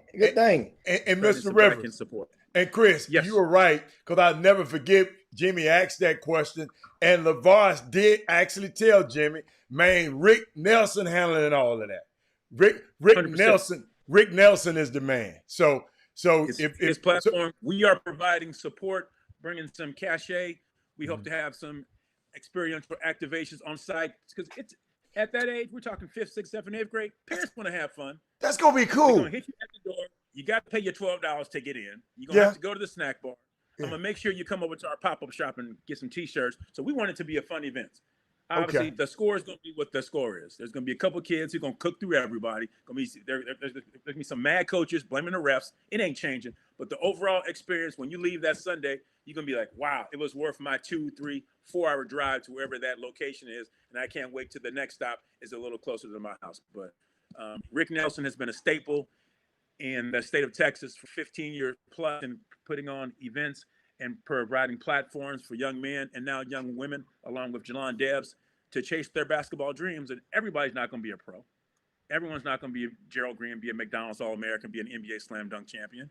But we're just trying to create platforms so people can have something positive to do. And after this year of 2020 that we have, we as people, we as a culture, we as a sport, we as Americans, we need something to look forward to. And I just want to laugh and have a little bit of fun, man. I need it. and definitely I can attest for Rick and his exquisite elite cleaning service that they definitely will have the sanitation implementations in full effect at these events at the TYBL. And once again, at 6th to 8th grade, you guys, Rick Nelson, if you don't know, of course, go to Nelson Brands on social media and follow Nelson Brands, and you see it in that. And they can follow Rick Nelson also, and then because you have so many email boxes, I don't want to get the wrong one out. Yeah, Rick may be on the show. Guess what I'm gonna do, Jim? I'm gonna mess around and put his telephone number up here. That's what I'm gonna do in a few minutes. Well, Rick is a professor now. Rick.com. Rick at NelsonBrandSports.com. Okay. Rick at Nelson Brands Sports. Rick is so big, he got Nelson Brands. Excuse me. Nelson Rick Brands. at NelsonBrandSports.com. Yeah, awesome, and Rick is a professor now. He's teaching classes at the local community college. So a lot of times, you can't get him directly. He's Professor Rick now. Beaumont education to work. Yeah, indeed, indeed. And now, Chris, you mentioned earlier, a lot of people may not know, like I said, little bitty things that you gave in part 1 of our convo, and you guys missed that. You can go back on Facebook or YouTube and check on and watch part 1 later on this evening of our convo with Chris Rivers, exclusive convo. And we're in part 2 right now. And in part 1, you mentioned the story, gave great stories about LeBron James and his whole coming about during his amateur years. Another person, especially those in the Texas area and California may not know, is you were responsible indirectly. You have fingerprints on the development and the rise of a James Harden.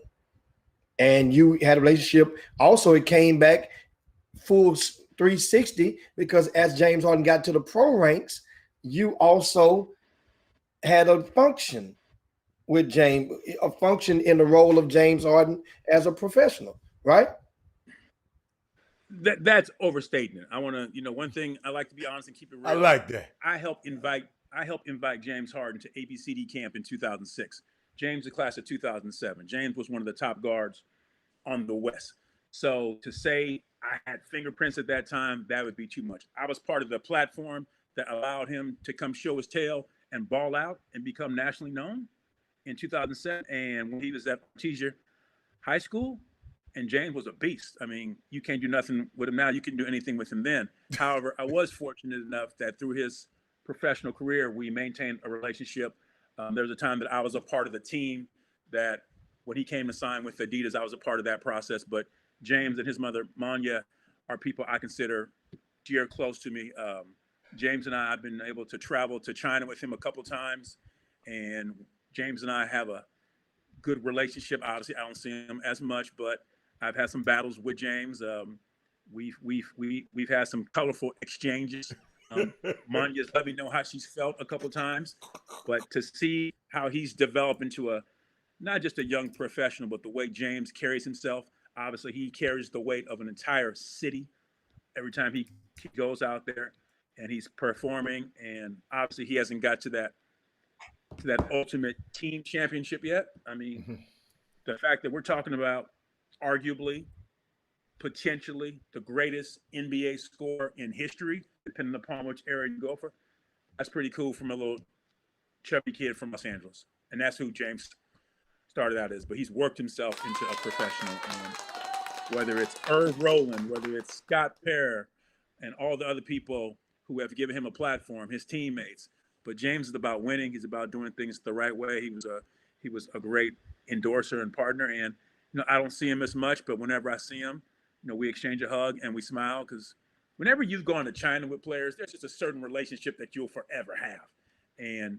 But the thing, I was able to see him as a high schooler, and then watched him at Arizona State, and then watched him become a pro, and now all the good he's doing in the community. And that's another person, Robert, who has been able to activate some of his young friends around him who are now working either for him or working other things. So James has created some entrepreneur opportunities for a large group of his friends too.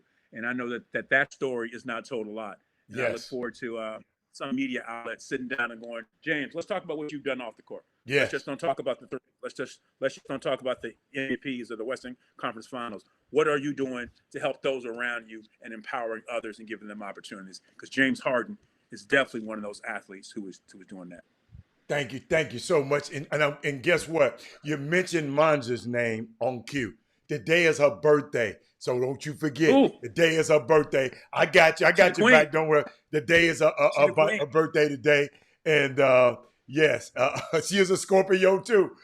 So, Oh boy, thus the heated exchanges. Oh yeah. Hey, I never had to worry about how Manya felt. She let me know. Oh my goodness, I love her. But yeah, that's great. What else you got, Jim?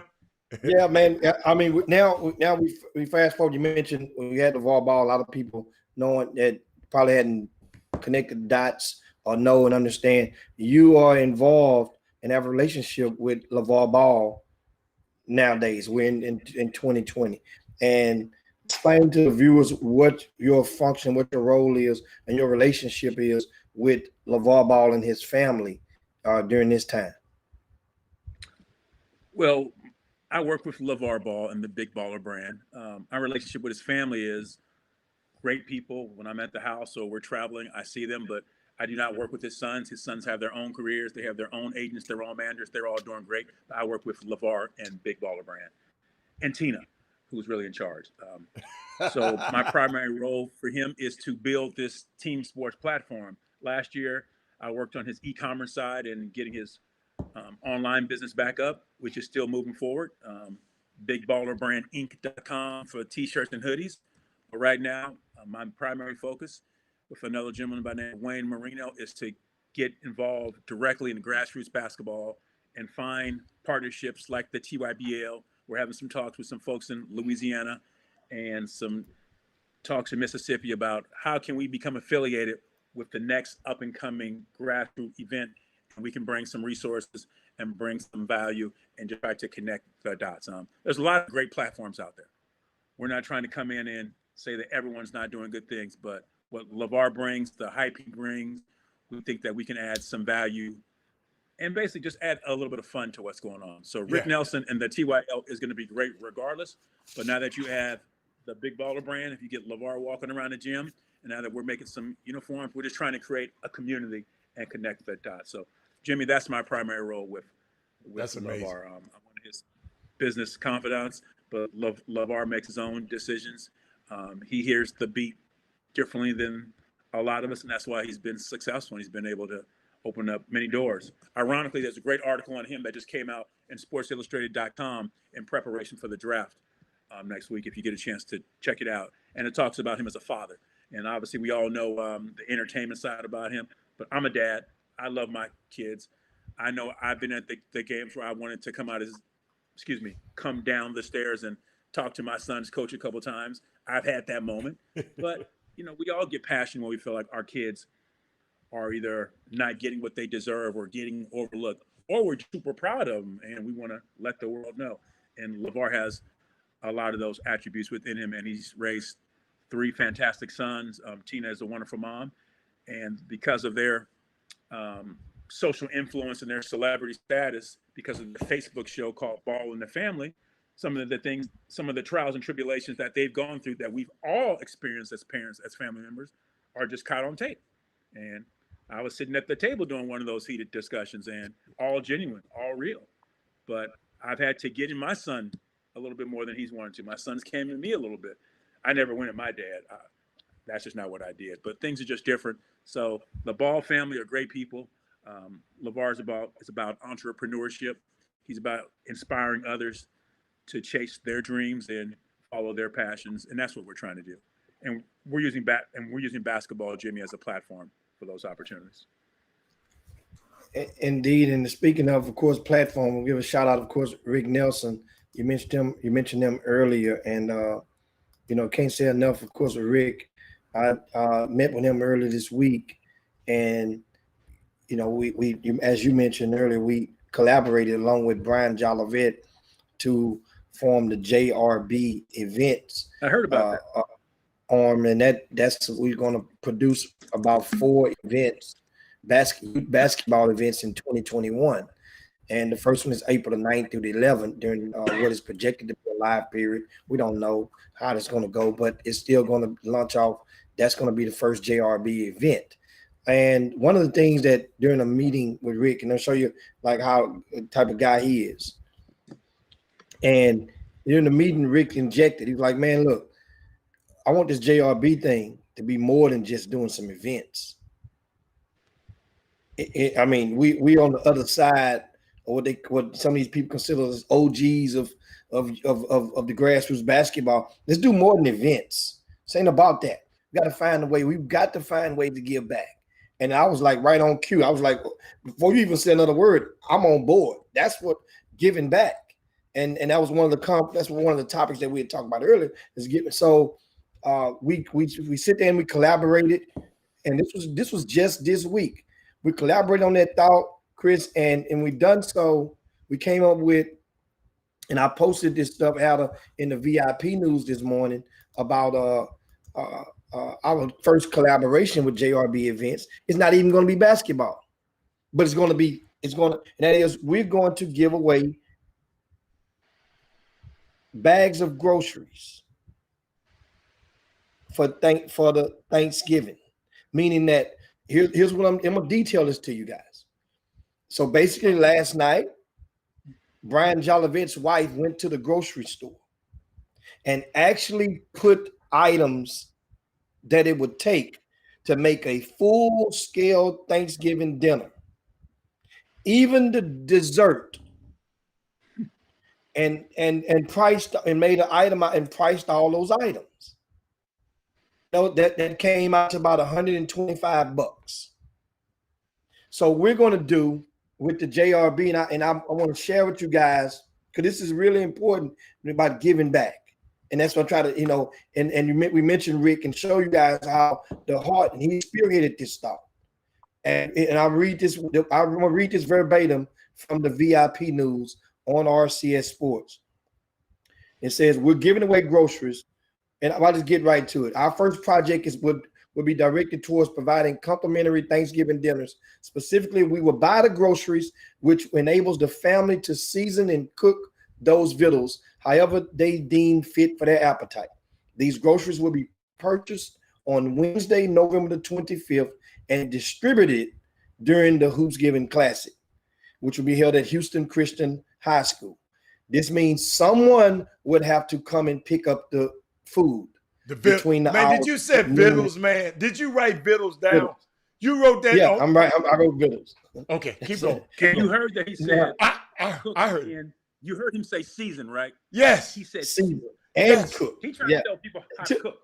Yeah, I mean, yeah. Come on. I like this. I like this. Because not all the time you ever got food for Thanksgiving. Everybody don't want their sweet potato pie like you got it. Everybody don't want some people like season. So we're gonna buy the stuff and you season how you want. Even some of the seasoning we're gonna include in the bag. So we're gonna put some slap your mammy in there and all that right there. Whatever they use. Now I'm gonna finish reading it. Say this means someone have to pick the food up between noon and 5 on the day before Thanksgiving. Now, starting today, we will accept letters of nomination of at least 100 words explaining why a particular family should receive the complimentary groceries. Last, if you like to assist with our efforts or even sponsor a family, then we will send the grocery list of items to purchase yourself, or we can do the shopping for you. Remember, the more we get, the more families we can assist. Become a point guard for your community today. And of course, we get the email address as joinrealballers@gmail.com. And this was this morning. I put on the on the website on RCS Sports. And seriously, while we was talking, I checked my box, and one person has already responded to that. And they sent the letter. One person. Look, I just printed the thing off. I printed this thing off. One person has responded with a letter, and this is the part that has had, as you say, when we get these types of emails, this is the thing that keep us going, man. Yeah. This is the fuel that goes in our vehicles, and this is the air that's beneath our wings when we're doing stuff like this for the community. And I'm going to share this letter with you, and I'm going to keep it anonymous. I'm not going to say any names, because you guys may know who these families are. Okay.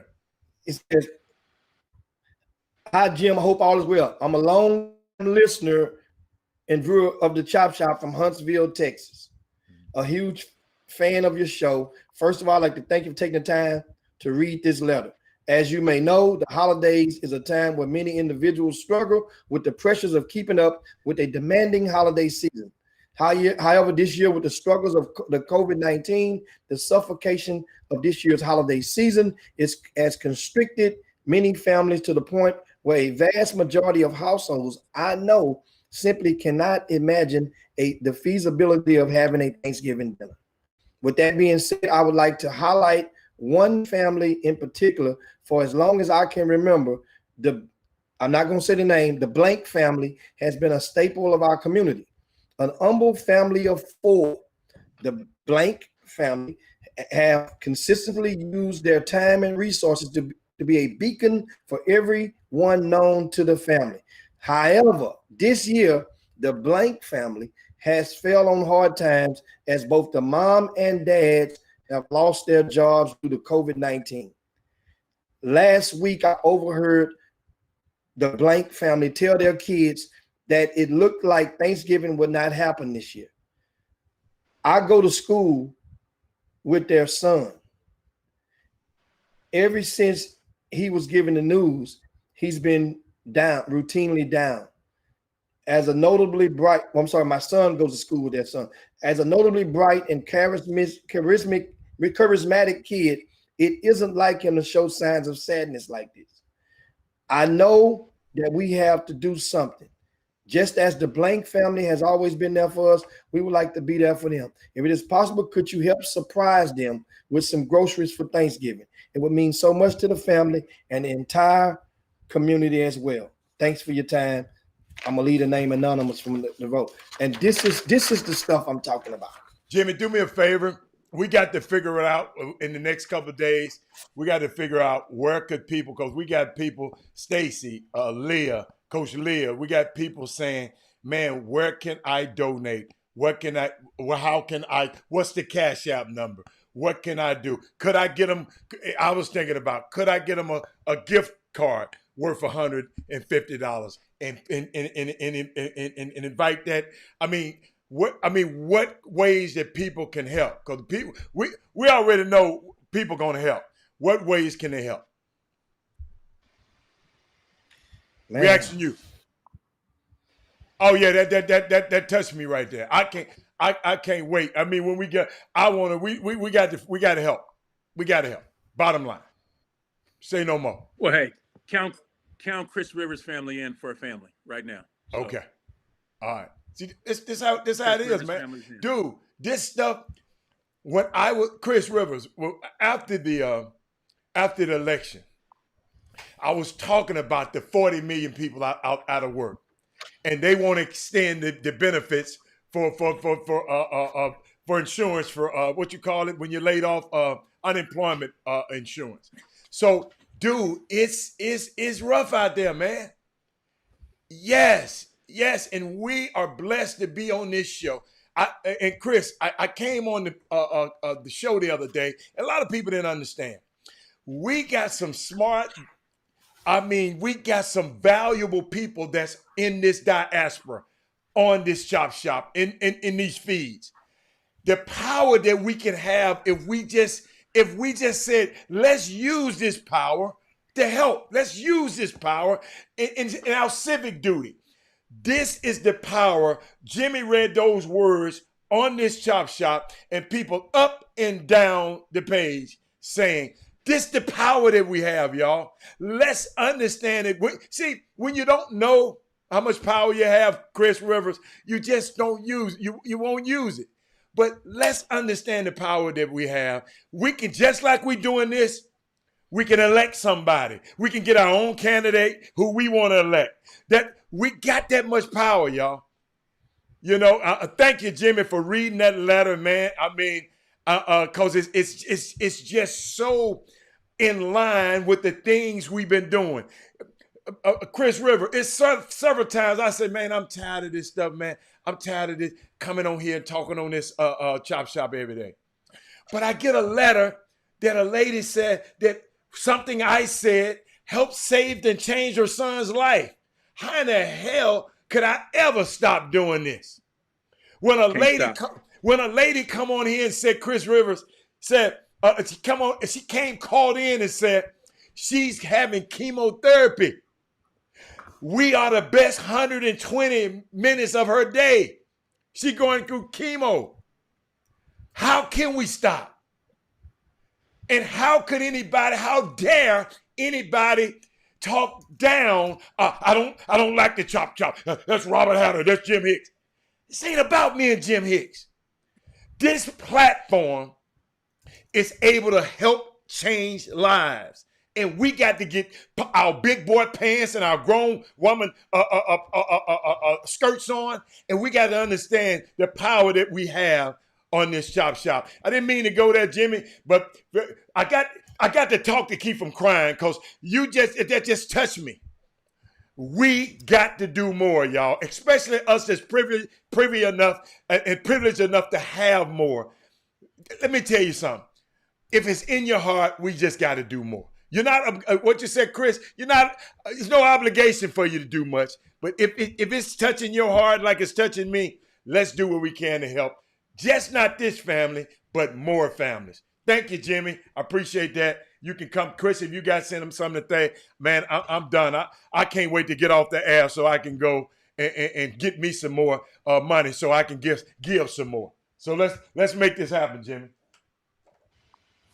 Yeah, I just pinned the email address on the Facebook page, and we'll give it to you guys is watching on YouTube in just a second.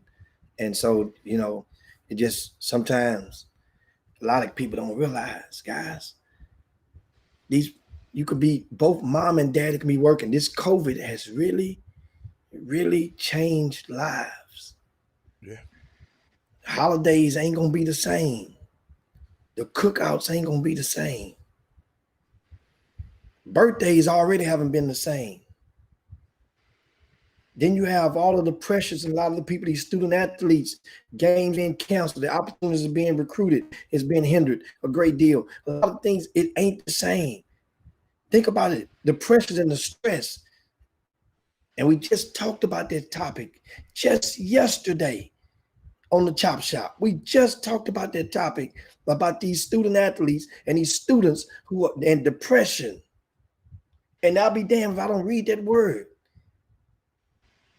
I just told you the other day, there's one school district has 2 kids that committed suicide. They're keeping it under the wraps because from what I understand, they don't want other kids to realize, oh, okay, that's the way out.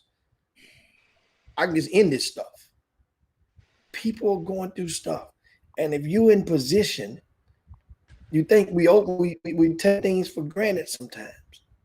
A Thanksgiving meal that can save $125 that they will have to spend. They don't have to go to the store. They don't stand in line. Have to worry about when the kids say, "Mama, Daddy, I want them cereals. I want that right there." Now they got to figure, man, I didn't come here to get all that. I just came to get Thanksgiving dinner. This is the stuff making a difference in the community. That's what I'm saying. And I tell people all the time, just pay attention. You can't get through life being a taker. You got to give. If you don't give, then life gonna take it from your ass. And that's the thing. And so, and that's why I mentioned earlier, and a lot of times, trust me, some of these young people and these students that are in situations that where they're fortunate during this time of 2020. Let them let them be a part of your efforts to give back. I promise you, them young kids, they gonna remember that. They gonna remember. Think about it. It's not just that. If the grown folk can get that feeling, don't you think the kid will? Feelings are feelings.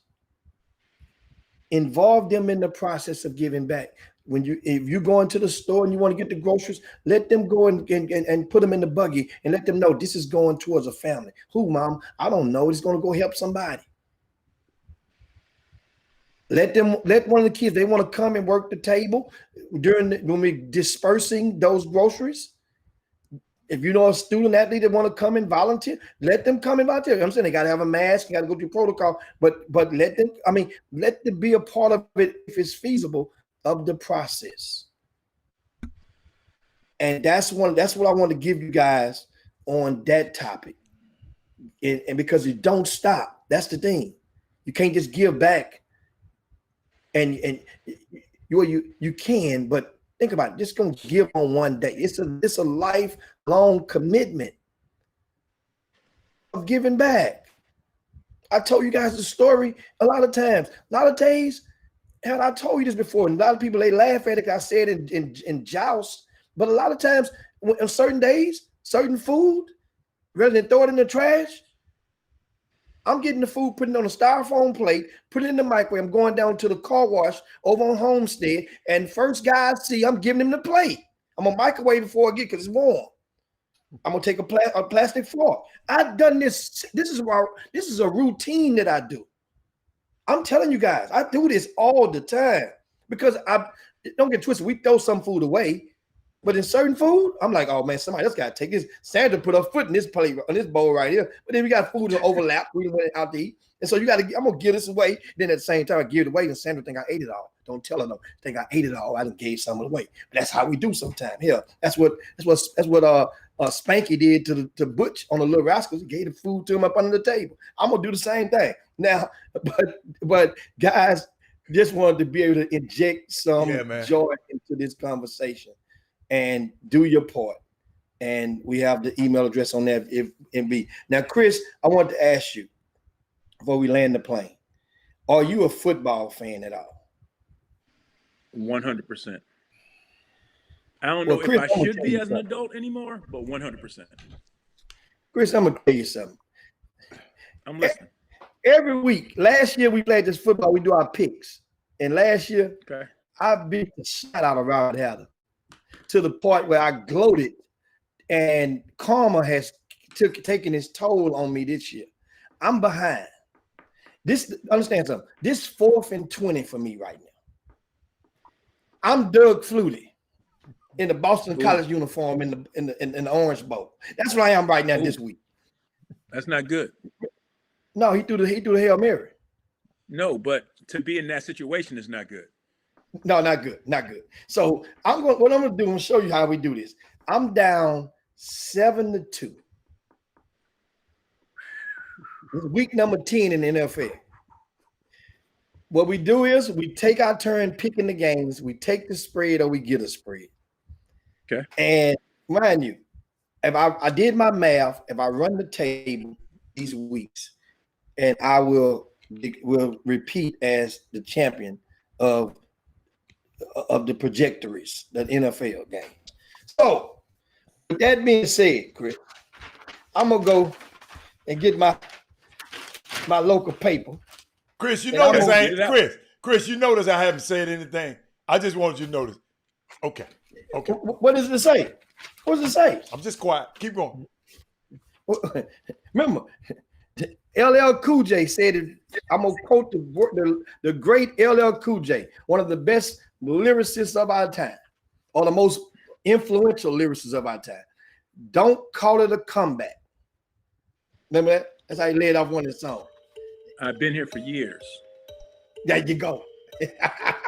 Yeah. Now, Come on. first game. Come on. The coach at Tennessee. That's tonight. The coach at Tennessee. The line is 2. I'm gonna take Tennessee and give you the coach and them 2 points. Oh, so it's your turn first? You just taking first? Yeah, you went first last week. Okay. So you gonna take Tennessee, right? Yeah. Okay. All right. Okay. Yeah. Awesome. Come on. All right, Next next up, game. Houston and Cleveland. Cleveland is giving the Texans 3 in Cleveland. I'm gonna bet with my heart today. I'm going with Houston. Really? Yeah. Your heart? So your heart is the Texans. No. After everything that Bob McNabb done You to the didn't hear me, Texans, Jimmy. your heart is the Jimmy. Texans. You said Texas. I said Houston. I didn't say nothing about the Texans. My heart is with Houston. This team happened to be in Houston. I pay taxes in Houston. Yes, my heart is in Houston. Jacksonville at Green Bay. Okay. Green Bay giving up 13.5 to Jacksonville. Which one? Jacksonville just lost to the Texans last week. Which one? Let me tell you something. Anytime a team giving up 13.5, I'm gonna take it. I'm gonna take 13.5. So you gonna take Jacksonville? I'm gonna take it. Ooh. Jacksonville, they lost to the Texans. Texans got their number. I'm gonna take it. Okay. Okay. The next one. Philadelphia at the Giants. I'm Philly going with giving up Philly. 3.5. Philly. It don't take me Okay. long. I'm going with Philly. Tampa Bay at Carolina. Tampa Bay getting up 5.5. What you gonna do? I'm gonna take Tampa Bay and give you that 5.5. Okay. Washington at Detroit. That's a pick 'em. No lines to pick. You know what? I just can't stand the owner of Washington. I can't bet with him. I'm going with Detroit. Buffalo and Arizona. Arizona getting up 1.5. You see what Miami did to Arizona last week? You saw what Miami did to Arizona last week? We saw it. Buffalo at 1.5. We had Josh Allen on the Chop Shop 2 years ago. Shoot it. Wow. He a bad boy. How many times we had Tyler Murray on the Chop Shop? 0. So why the hell I'm gonna vote for him? I'm taking Josh. You go Buffalo. Okay. All right. Denver at Las Vegas. I like Las Vegas. I ain't gonna even wait. I like Las Vegas. That's giving up 5 points. How about the Chargers at Miami? That's on you. The Chargers at Miami. Miami getting up 2.5. That's a West Coast team. That's a California team. I know you're still hurting inside Chris Rivers because we said the Las Vegas Raiders in the last game. You still call them Oakland Raiders. They ain't the Oakland Raiders no more. They ain't. Hey, Art Snell ain't coming through that door no time soon. You know what I'm saying? Cliff Branch, Ken Stabler, Freddie Blinn. None of them. Jimmy, we talking about the Chargers in Miami, man. What is you talking about? Chris. Who you Chargers want? in Miami. Miami getting up 2.5. What's your thought on that? Oh, you ask Chris? Take the 2.5 or give it. Give it. I'm taking Miami, giving you 2.5. Man, you know I like Miami, man.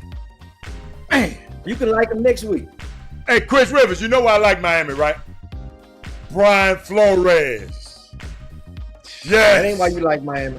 That ain't why you like Miami. Well, Your I'm old talking ass about down Jimmy. there with 2 We live just- with Luke Skywalker back in the day. That's what you doing. That's why you like Miami. Pittsburgh and Cincinnati.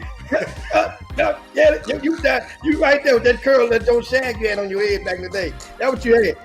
Cincinnati and Pittsburgh. Pittsburgh get up 7.5. Woo, boy. What you Them gonna Steelers try? on the roll, man. What you gonna do? You know what though? Look, LSU, we be covering. Wait a minute. Who picking this time? Me? Yeah, your pick. That's right. Coach, you pick the Chargers, right? Yeah. Okay. All right. I'm gonna go with Pittsburgh. I ain't never going against No, Pittsburgh. I picked Miami and gave you the Chargers. Oh, you gave me the Chargers?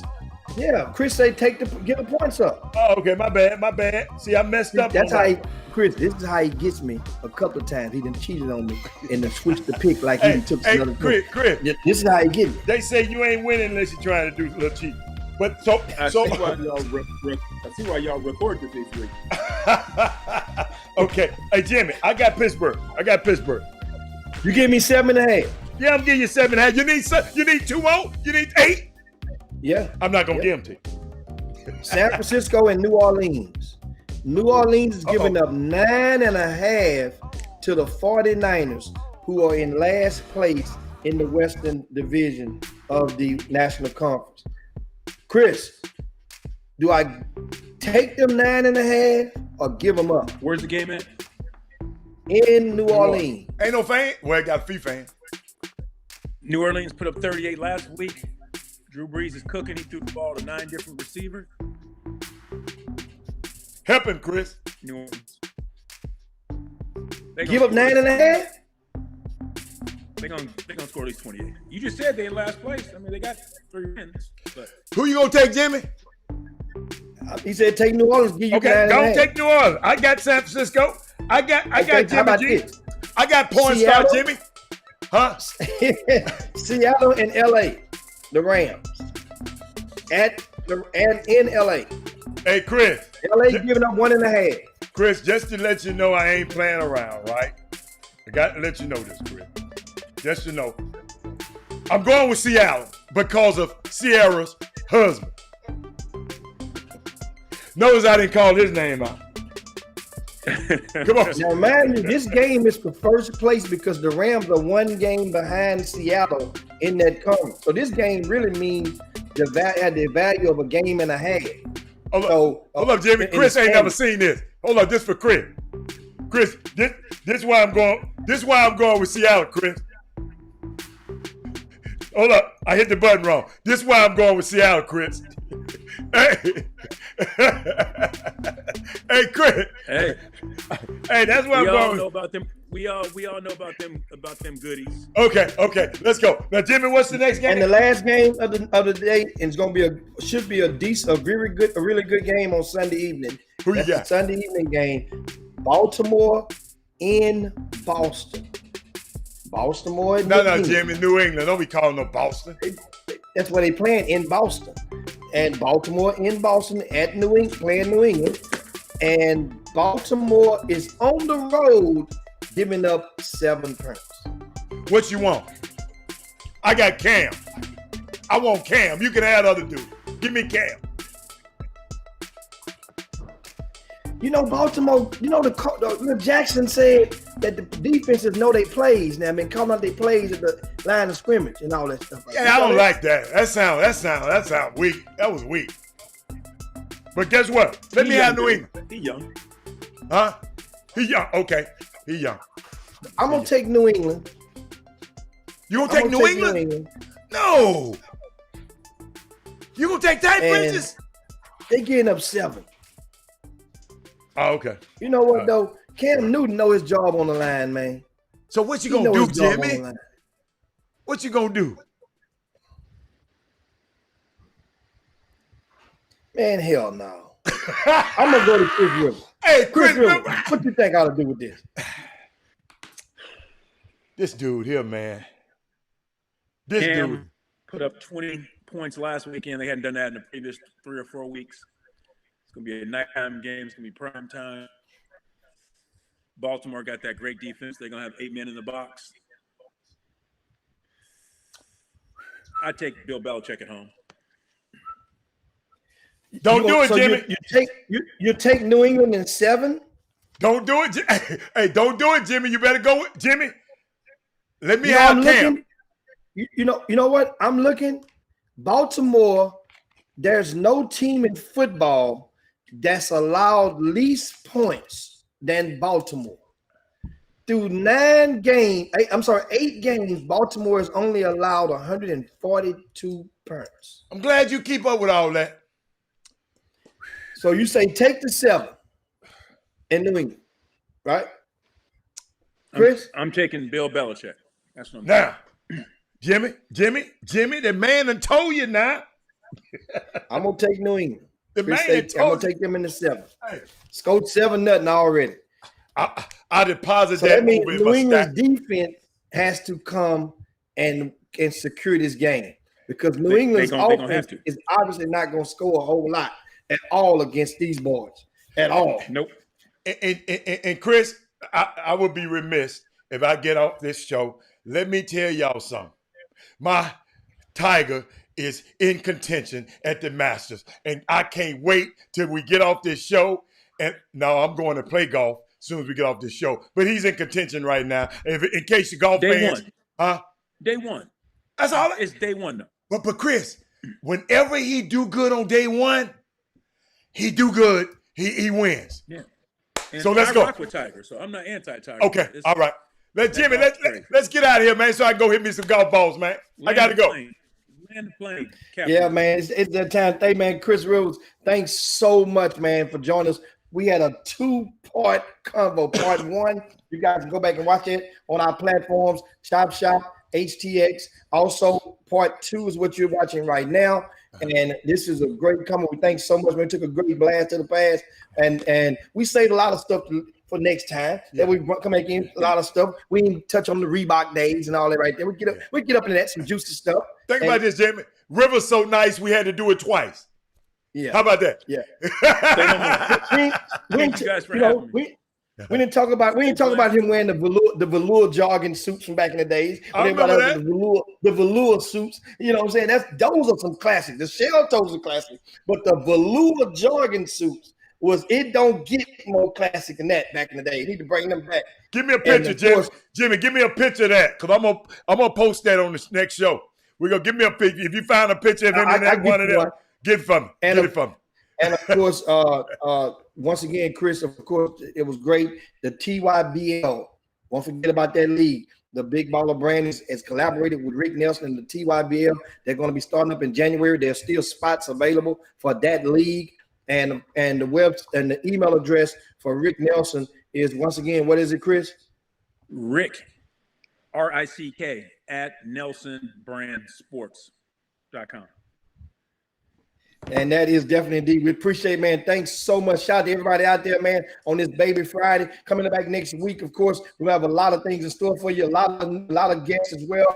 And of course, meanwhile, be safe out there. Be smart out there this weekend.